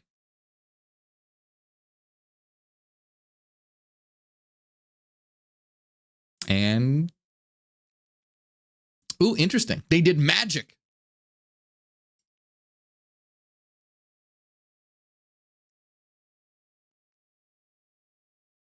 God gave these 4 young men the wisdom and ability to learn different kinds of writing and science. Daniel could also understand all kinds of visions and dreams. Every time the king asked them something important, they showed great wisdom and understanding. The king found out that they were 10 times better than all the magicians and wise men in his kingdom. Well, good for Daniel. Good for Daniel. Anyway, yeah, it's kind of an interesting story. Kinda. It's okay, I guess.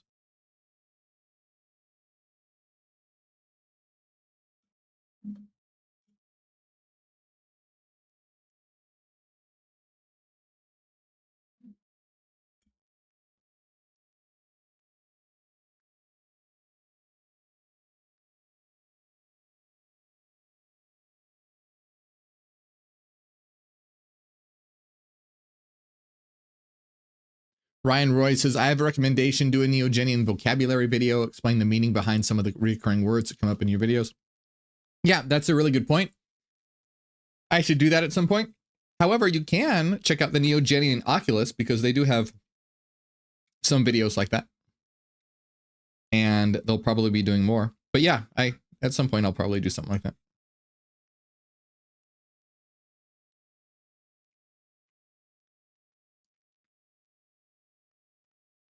You want me to record Psychogenesis as an audiobook?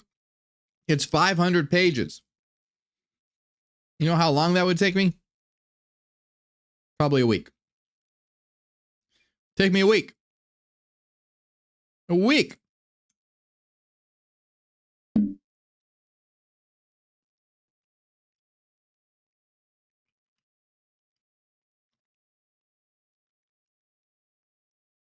Yay, we're looking forward to the video, Susan.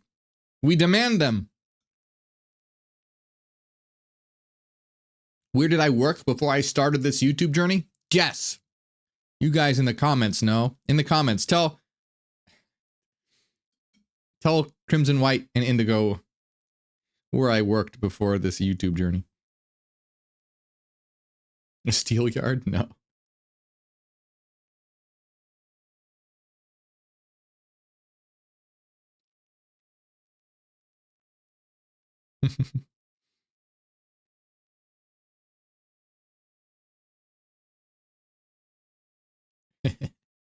Yes, freak show. Correct. You guys know your Morgue lore very well.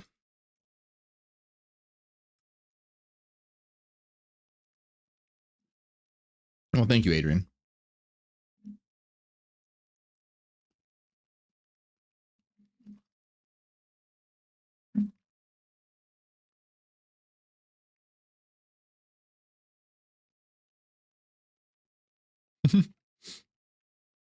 Subway. It's funny, Mark says Starbucks. That's almost true. It's almost true.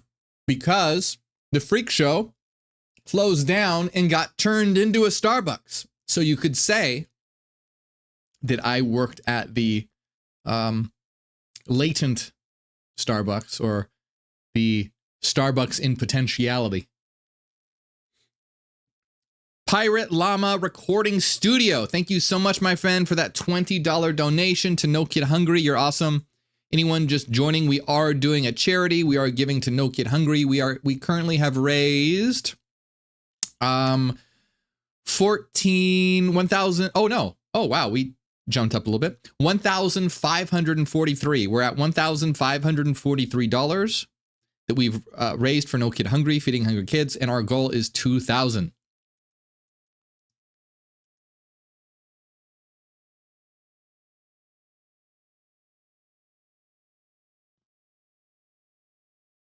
Dubstep Kid says, Morgue, you have to do audiobooks for the blind. It's important for spreading the word. Well, I get where you're coming from, but okay, to be fair, there are plenty of apps that will read the information. So there's like even the Kindle app will read it to you. There's an option in your Kindle app to have it read to you through a digital voice. And there are a ton of third-party apps you could get as well that do the same thing. So people can't, if someone is blind, they can still get access to the info. It's just not my voice.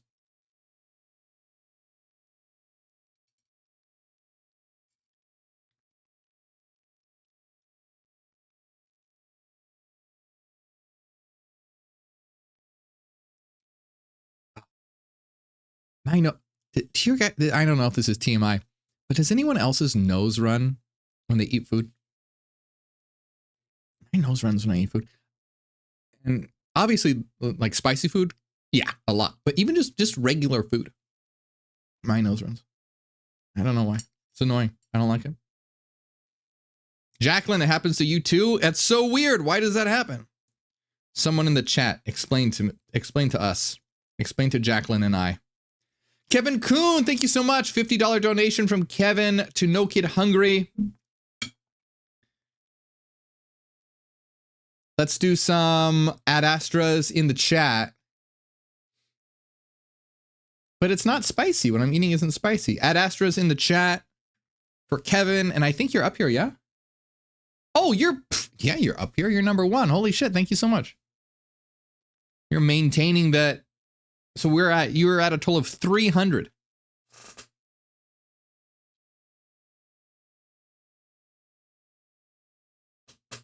And remember, I will be matching the top donation.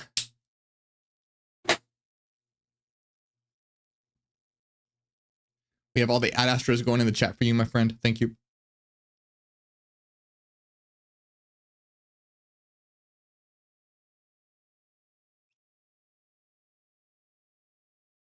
Things that make you ask why says, how can I donate through PayPal? I'm not sure. I would imagine that in the donate button, an option to, I would think PayPal would be an option.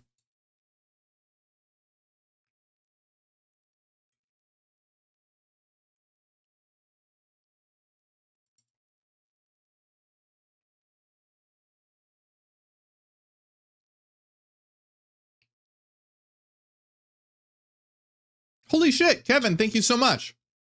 Another donation from Kevin. That is $350. Thank you, my friend. Let's do some source formulas. Source formula in the chat. Does anyone know how to express the source formula in the chat? Like actually write it out? Does anyone know how to do it in mathematical notation? Stacy, thank you so much for the $20 donation. I appreciate it. Thank you, Stacy. That's really nice of you.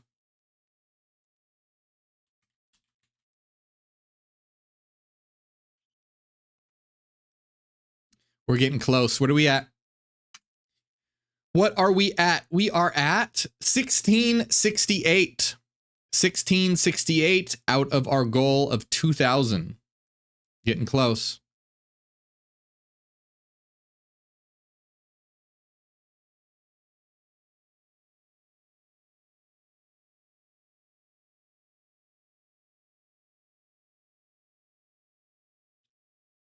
Things that make you ask why says the problem with digital voice audiobooks is that if anyone else besides the author is reading it, they'll never get the voice inflection the author intended when they were writing their material. True, but if you were just to read the book without audio, right? If you were just to read it, you'd also not get the intended inflection because you'd be reading it in your voice or however you hear yourself in your head. Maybe you don't hear yourself in your head. Maybe you hear Mickey Mouse in your head. I don't know. But however you hear your inner monologue, that's how you would hear it. So I would love to do my books as all audiobooks. Just right now, I don't have the time. It takes a long time to do that.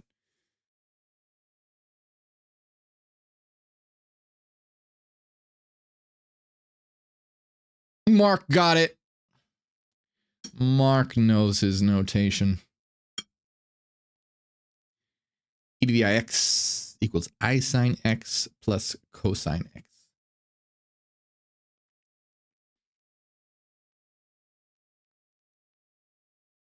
Can anyone tell me what's the difference between the left side of the equation and the right side?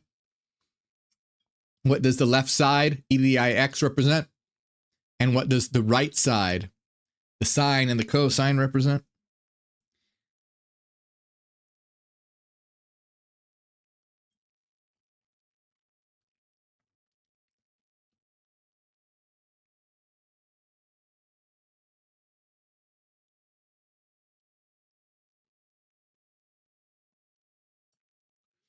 Zeus got it. Zeus says left is a circle. The right are waves. You got it, my friend.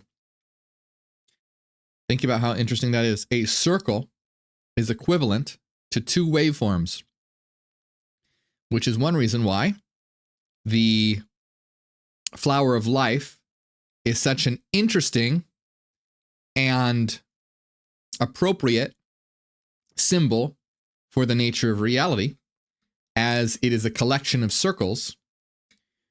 And when you understand that circles is equivalent to waveforms, you understand that that's actually representative of a complex of energy, a complex of waveforms, a complex of frequency.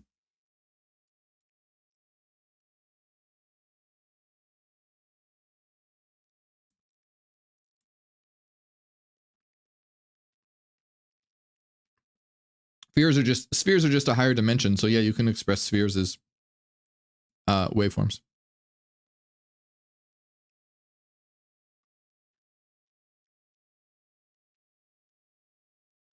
This vegan turkey is really good. Normally, I don't like Satan. This tastes like turkey. This tastes like real turkey. I don't know how they do this.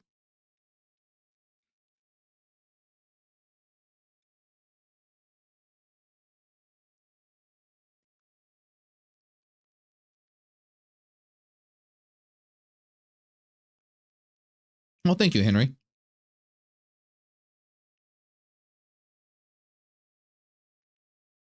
Yeah, that's another way to put it, at least. Bridget says, is there a members only stream tonight? I don't think we're going to do a members only stream tonight, just because I have a lot of work I need to get to, and setting up the stream and everything kind of took up a lot of time. So we'll be resuming members only streams next week. I'm eating a Thanksgiving Satan. Yes. Mm-hmm. That's true. When people say, you know what? Yeah. When people ask me what I had for Thanksgiving, Satan. I had Satan for Thanksgiving. I love Satan. Satan is delicious.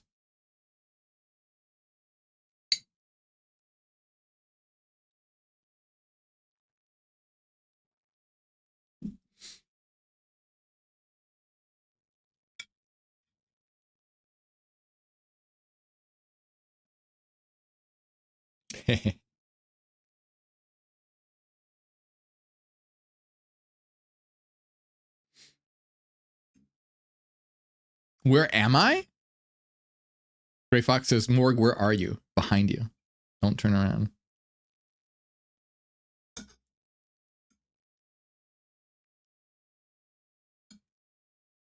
I'm in the 17th Enochian ether.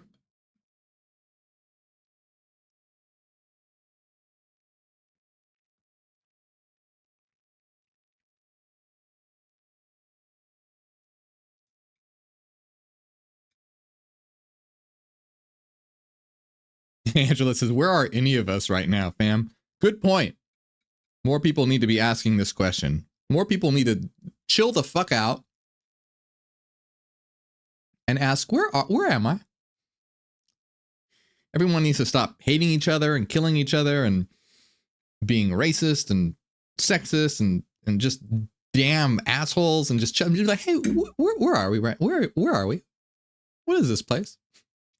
But no, they're like, oh, you're a different color. That's really weird. Or you don't, like this kind of body part. You should obviously go to hell. Everyone's so weird. Everyone needs to just chill out and recalibrate.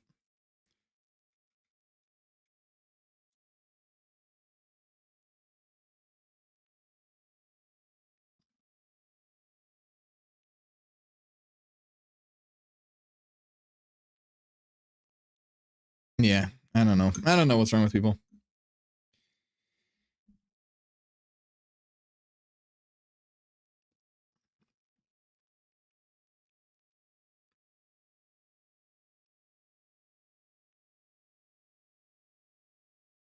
Hey, Joey Ram, thank you so much for the $20 donation. I appreciate you, my friend.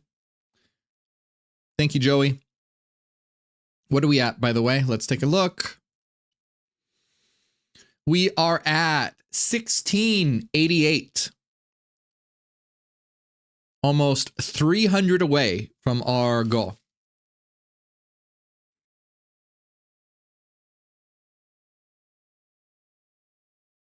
I don't know why my nose is running. I hate it, hate it, hate it.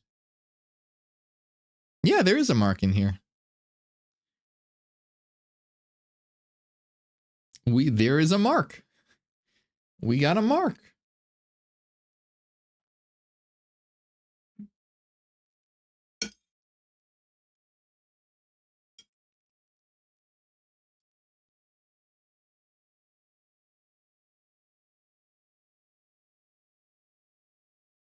Medium Alira says, I honestly don't know why people come to me and complain. So far, I see nothing wrong with you, Morgue. Wait, what? People come to you and complain to you about me? I'm confused. You don't know why people come to me and complain. So far, I see nothing wrong with you, Morgue. What's happening? I'm misunderstanding that.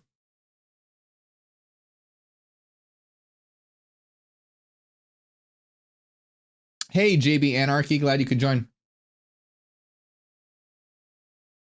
Medium Alira says yes, lol. Why do people are coming up to you and complaining to you about me? That's really weird. All right, well, I'm sorry that you have to take the complaints. What did they what did I do? What is the complaint?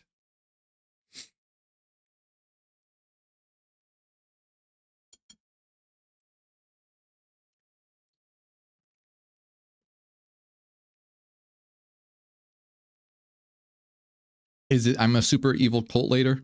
Is that what it is?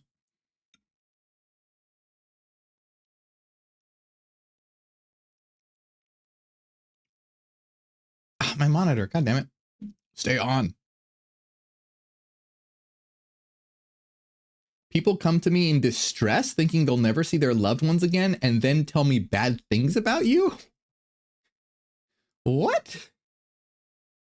I'm so confused.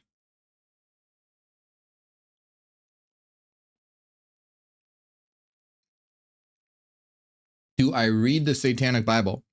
I've read it. I've done multiple live streams on it.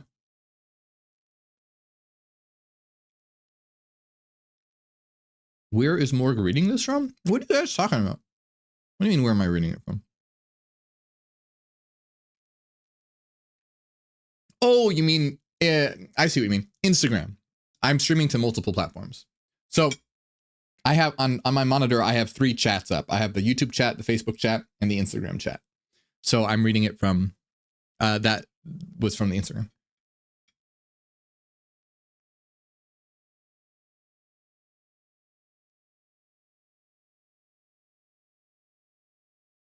Medium Alira says they claim you say people won't see their past loved ones again. I mean, we're all eternal, so we're all going to see each other again, but we're never going to be the same. So you'll see your past loved ones again, but they're not going to be the same. It'd be like, it would be like, you know, if you hadn't seen someone in 20 years, you'll still see them, but they could be completely different. Because some people don't change. Some people stay the same. But a lot of us might be completely different in 20 years or 10 years or 5 years or a year. So when it comes to, you know, like meeting loved ones and whatnot, yeah, absolutely. We're all going to be reunited. We're all eternal, but we're going to continue growing. So we're not going to be the same as we are. I mean, even this particular expression of us right now is just an avataric, egoic expression. So our true selves are, you know, the eternal Zadic soul that we really are.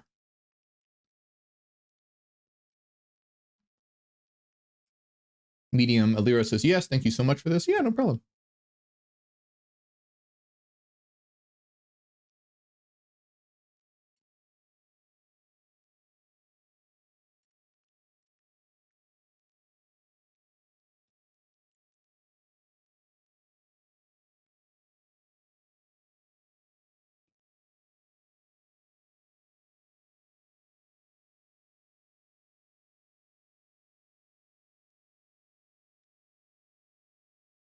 Have I read the physical copy of the Nag Hammadi scriptures? What do you mean? Have I read the physical copy? The physical copies are not, you can't touch them. I'm not sure what you mean.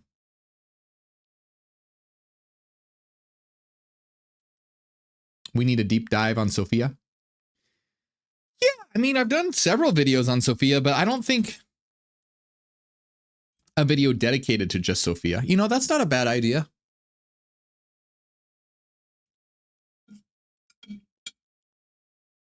Do a video dedicated to Sophia. Sophia is one of my favorite characters. I like Sophia quite a lot. That's not a bad idea. Let me write that down.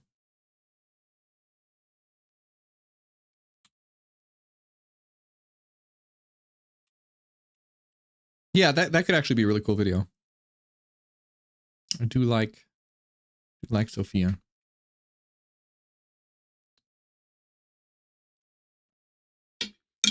Damn it.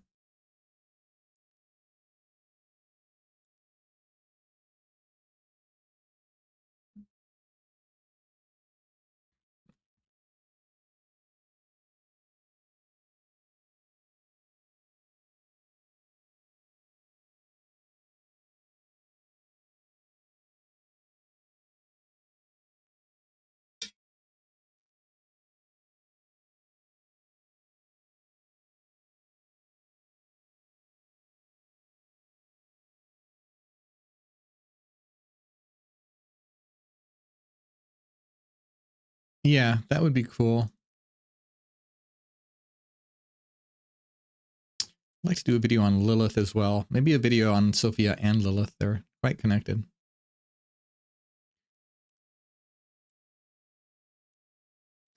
Okay.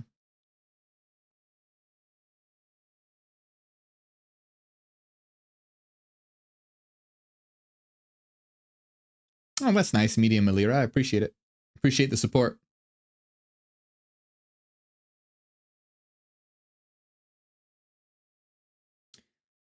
Arta Magica says, yesterday a person told me you talk exactly like Morgue.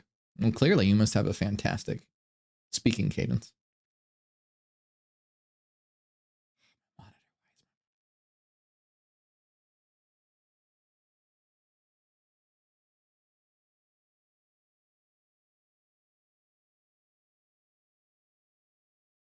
Mark says, I just finished your book on meta-rationalism. Love it. That's so nice. I appreciate that, my friend. And remember, reviews are very much, reviews on Amazon are very much appreciated. But thank you. I'm glad you liked it.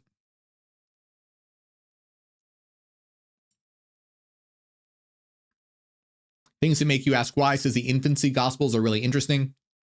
If you thought Jesus was very different in the Gnostic text, wait till you see him as a child. Yeah, in the infancy gospels, Jesus goes around like killing a bunch of people. So as a kid, like kid Jesus kills people.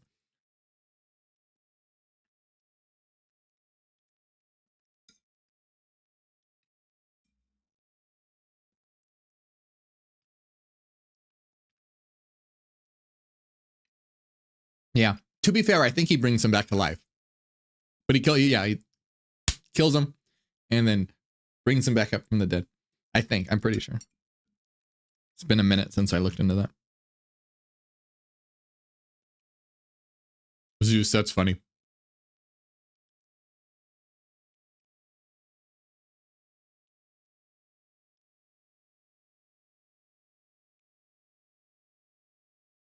Sense of Soul says yes in the fullest story of Mary. There are so many cool feminine archetypes that have been completely overlooked and hidden by the patriarchy. Yeah, all that. Mary, Lilith, Sophia Zoe, Eve, Naama, Nerea, Barbelo, Alalith,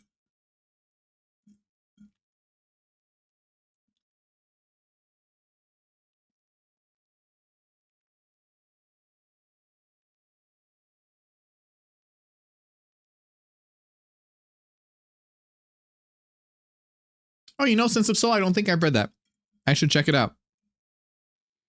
I don't think I've read that.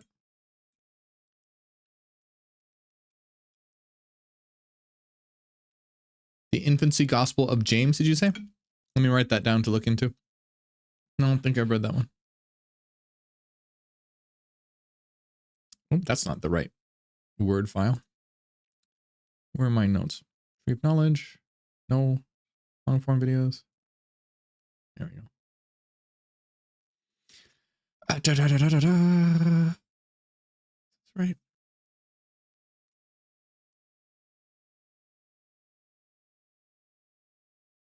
Man, there's a lot of stuff we need to start talking about more.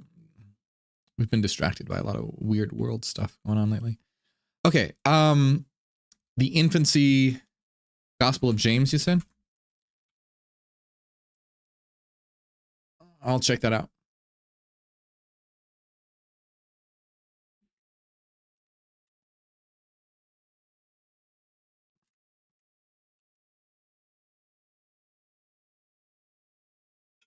God damn.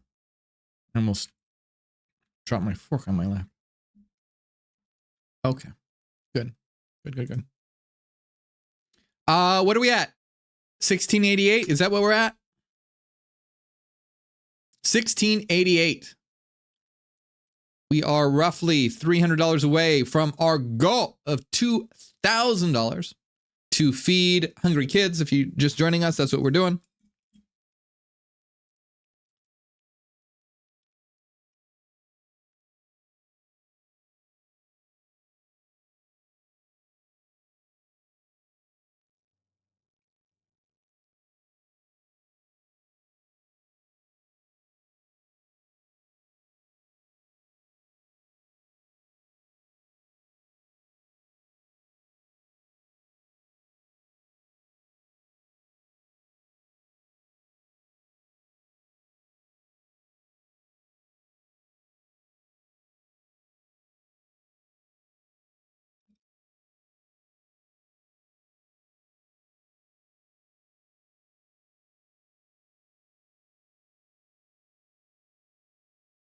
Edgar Allan Wick says, my daughter's name is Zoe and we call her Zoe.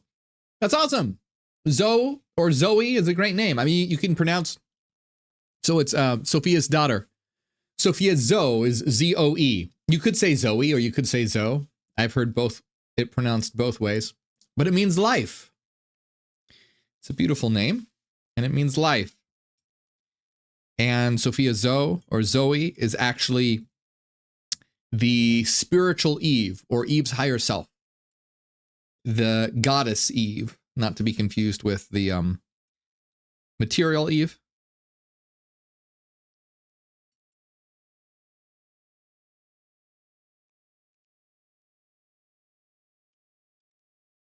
And she's really cool. She basically spits in the eye of God. Technically, it doesn't say spit. It says mist. She put mist in their eyes and blinded them. But close enough.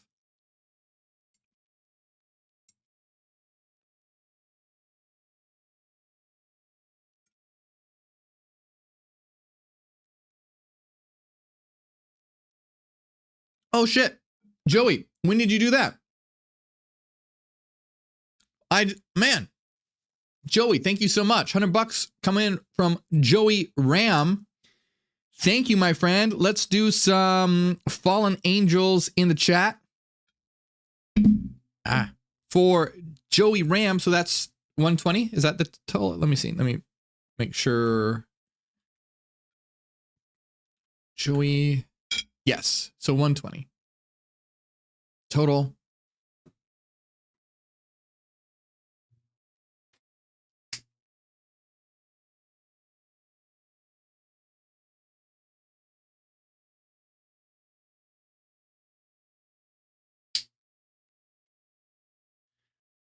Joey, thank you, my friend. What are we at now? How close are we? What are we at? 1788? 1788. Roughly 200 away from our goal.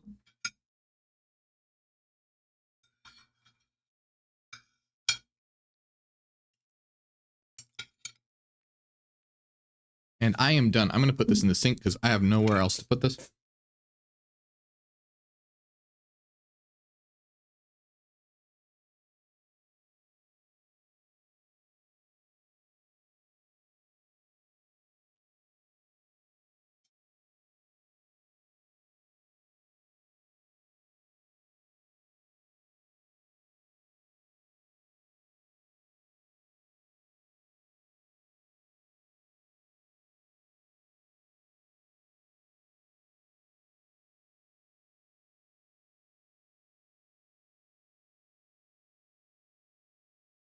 And I have no dessert. I didn't even think about getting dessert.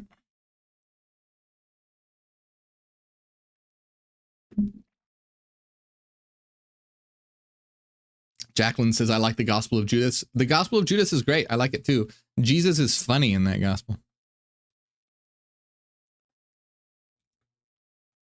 But I do have vegan gummy bears.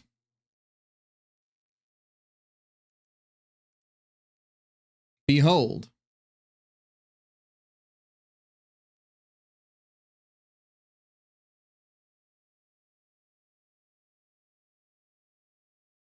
They don't really look like bears. They are the vaguest hint of bear. And they don't taste like gummy bears, but they're very good. Have you ever had those snacks? They're like fruit snacks. They usually come in animal shapes. I remember when I was a kid, they were called shark bites, and they were shaped like sharks. Kind of like Gushers without the filling. Kind of like that.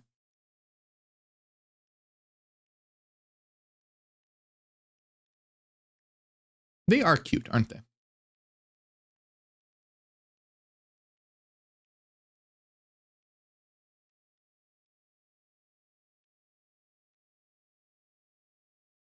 An X pill? No, this is not an X pill. That'd be a great Thanksgiving if it was. Hey, Violet Ray, thank you so much for becoming a member at the Pathfinder level. I appreciate that, my friend. Thank you. Is that THC? No, no, no, no. THC gives me anxiety. No, thank you.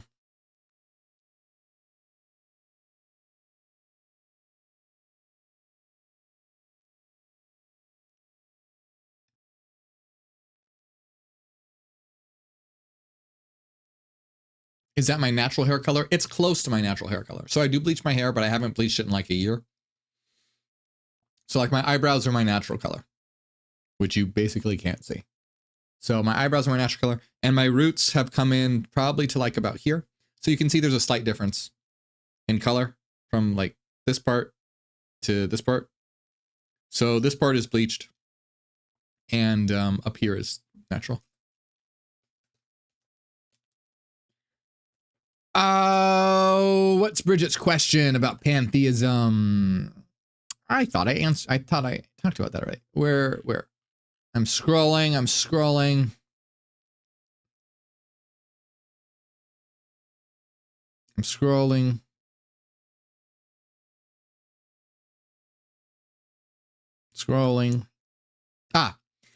In pantheism or panentheism? In pantheism, there's a part separate from, I think my monitor turned off and it's back. I think you mean panentheism.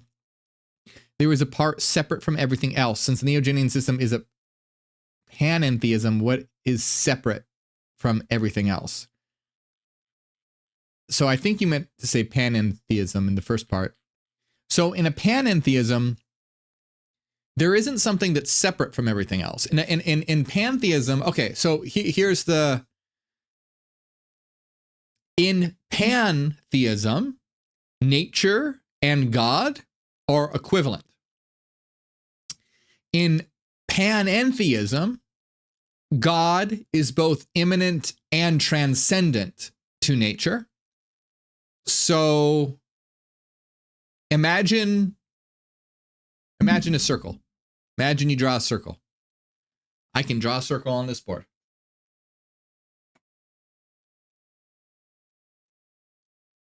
So in pantheism, that circle is God. That circle is the physical world. That circle is everything in existence. So God equals the physical world.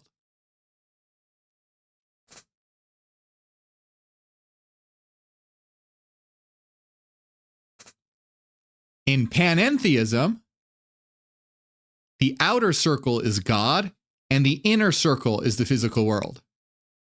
So the inner circle is part of God. The physical world is an expression of God, but God is more than or greater than the physical world.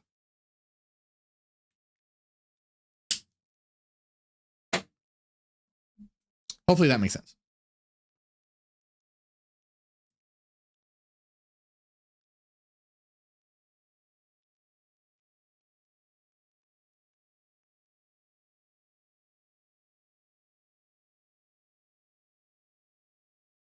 Of course it matters what you eat. There's levels of ethics.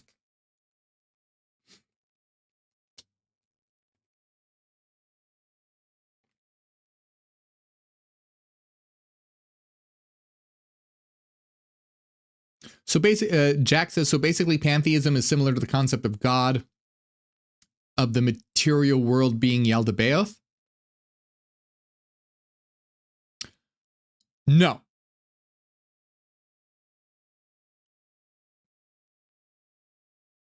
I'm not sure. No. Pantheism means that God is the natural world and the natural world is God, and that's it. In Gnosticism, Yaldabaoth creates the world to trap souls. Can you? Why is my mom? Stop. Stop. Stop it. Stop. No. Nibiru says, "Can you answer mine too?" What do you ask?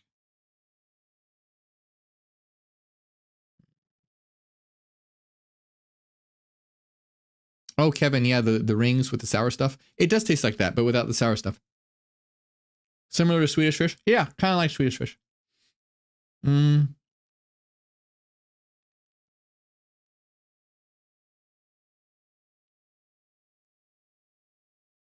Yeah, no problem, Jack.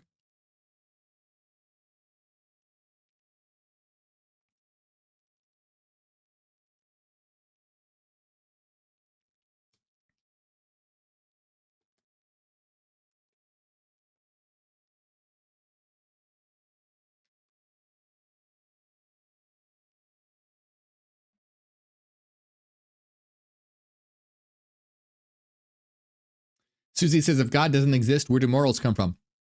God does exist. He's just not a bearded guy in the sky. He's me and he's you and he's all of us. So, morals come from us. Can I cover Jainism? Yeah, maybe. Very possibly.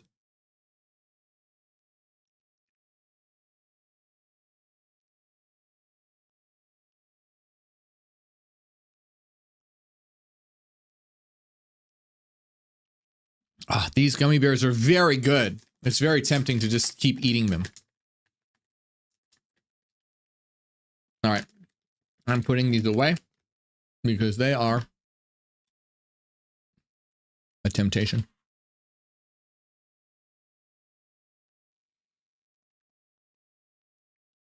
Can I do more videos on uniting masculine and feminine within? I've been thinking about doing a video series on alchemy. And if I do, yeah, that would be the fourth stage of alchemy, which is the conjunction.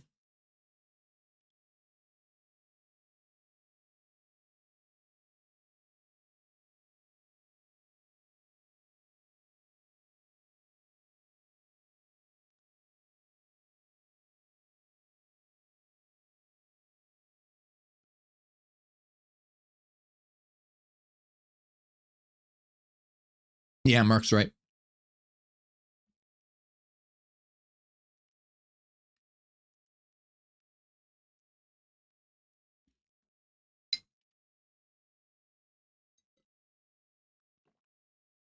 Yes, the alchemical marriage.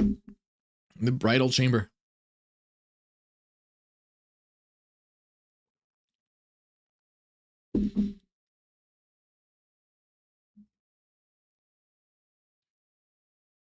Who is king to you? Why do I need a king? Why do we need a king? In Gnosticism, it says that those of the spiritual live in kingless, what was it? Kingless worlds, realms, heavens, something like that. No kings needed.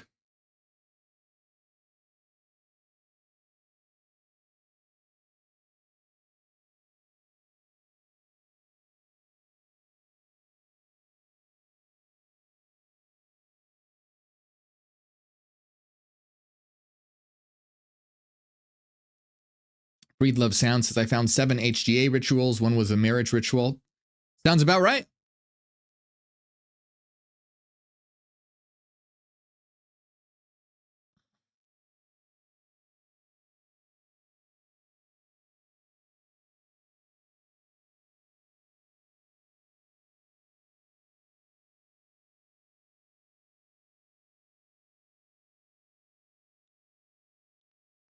All right, my friends, I think we're going to have to start wrapping this up. However, what are we at? We are at, if anyone wants to get in some last minute donations, now is the time to do it. We are at 1788 of 2000. And a huge shout out to every single one of you who donated today. You guys are great. I appreciate that. Especially we got Joey, Trillium, Renaissance Fairy, Deb L,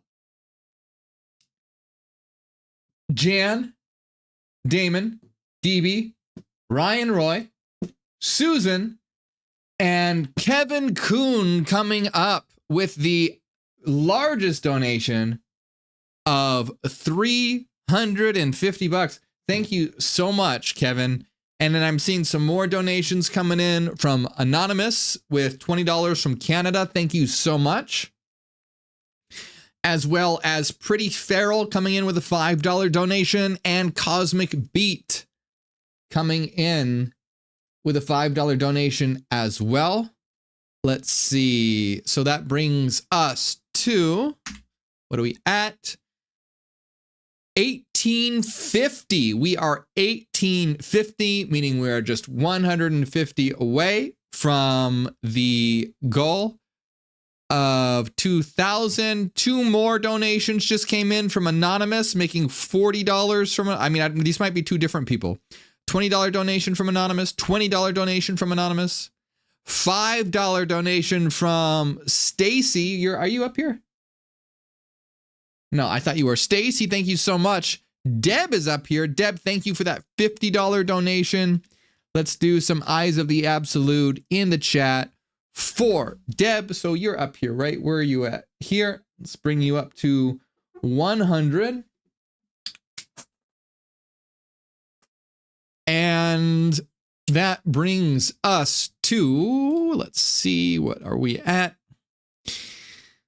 1,900, meaning we are just $100 away. Renaissance Fairy, look at you coming in with $100, hitting us right up to our goal of 2,000. You're awesome, Ren. Thank you so much. Let's do some owls in the chat for Ren and bring you up to 150. 150 total from Ren. Thank you so much. And like I said, every single one of you, Susan, Ryan, DB, Jan, Kevin, Deb, Ren, Trillium, and Joey, You guys are great. And unless we have any more donations coming in near the tail end here, I will be putting in my donation. And like I said, I would match the highest dono, which is Kevin at $3.50. Let me make sure that I can do this. I know a couple years ago when I tried to do this, it didn't let me do it on stream. I had to do it off stream for some reason, but let me see if I should be able to. Let's see.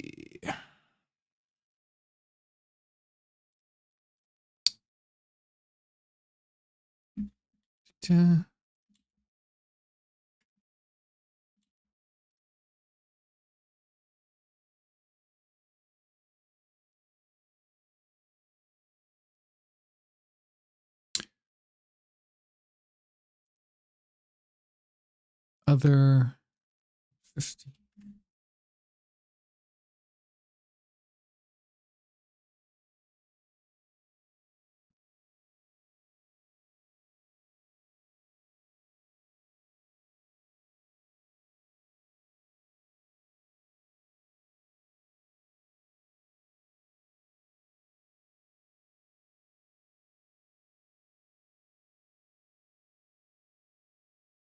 Okay, did I do this right?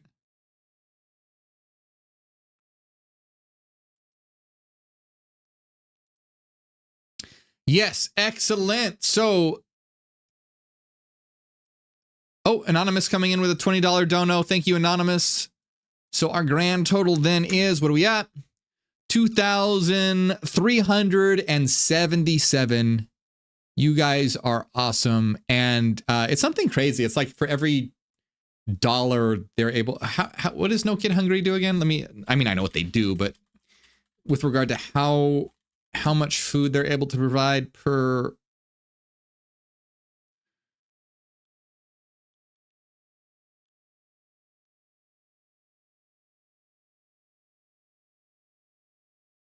Oh, they used to say on their site, and I'm not seeing it anymore. No Kid Hungry, privacy contact. Wow, their website changed.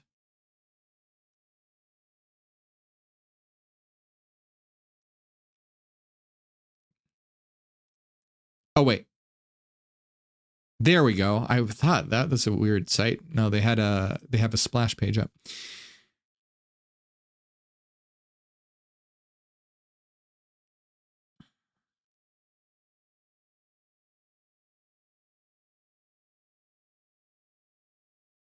So $50 provides 500 meals. So that's amazing.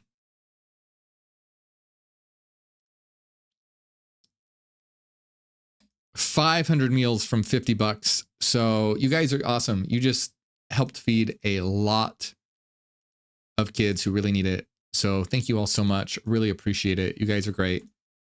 Let me actually look at the chat here. Sorry, I was so distracted.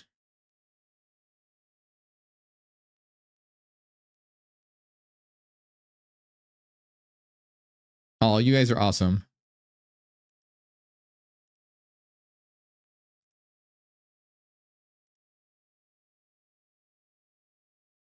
All right.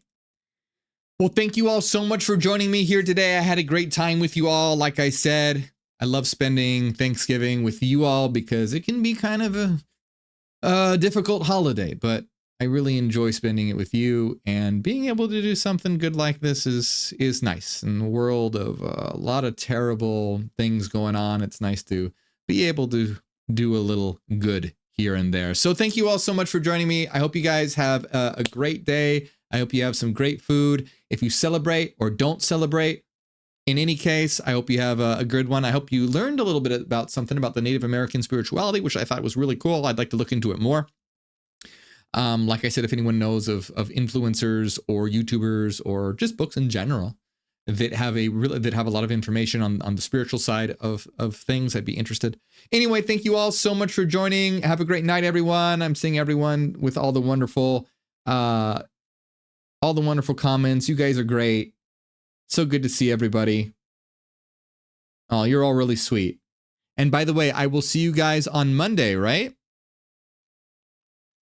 Monday we will be doing a stream of either Gnosticism or alchemy would be my guess. Either Gnosticism or alchemy would be my guess. Actually, you know what? Let me do a poll. I'm just kind of curious.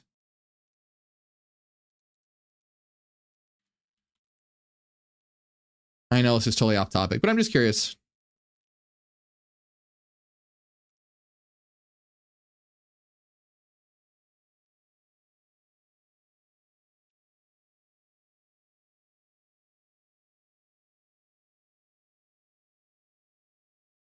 Yeah.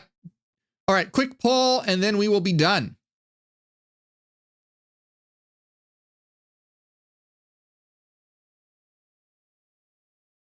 Angela says there's a ton of Native American content creators. No, I know that there are, but like specifically like those who discuss metaphysics, like would be cool.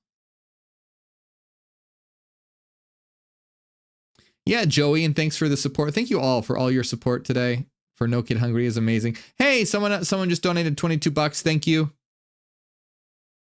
I'm not sure, Jan. Jan. Outlier asked if Jan and the Oculus are going live this week. I'm not sure. I haven't heard anything, but I'm sure they'll let you guys know if they are. So far, it looks like alchemy is the preferred topic.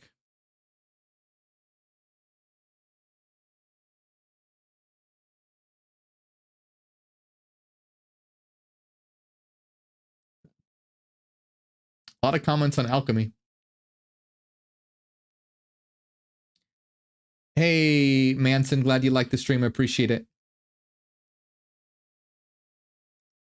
All right. All right, my friends, thank you all so much for joining. I think I'll end. It looks clearly like alchemy is the winner. We'll see, though. I'm still not 100% sure which one we'll do, but we'll do one of the two. We'll do alchemy at some point for sure. It might be Monday. It might not. I'm not 100% sure yet. But anyway, thank you all again. Had a great time with you all, and I will see you all very soon. Until then, enjoy the rest of your day. Have a good weekend. And ad astra.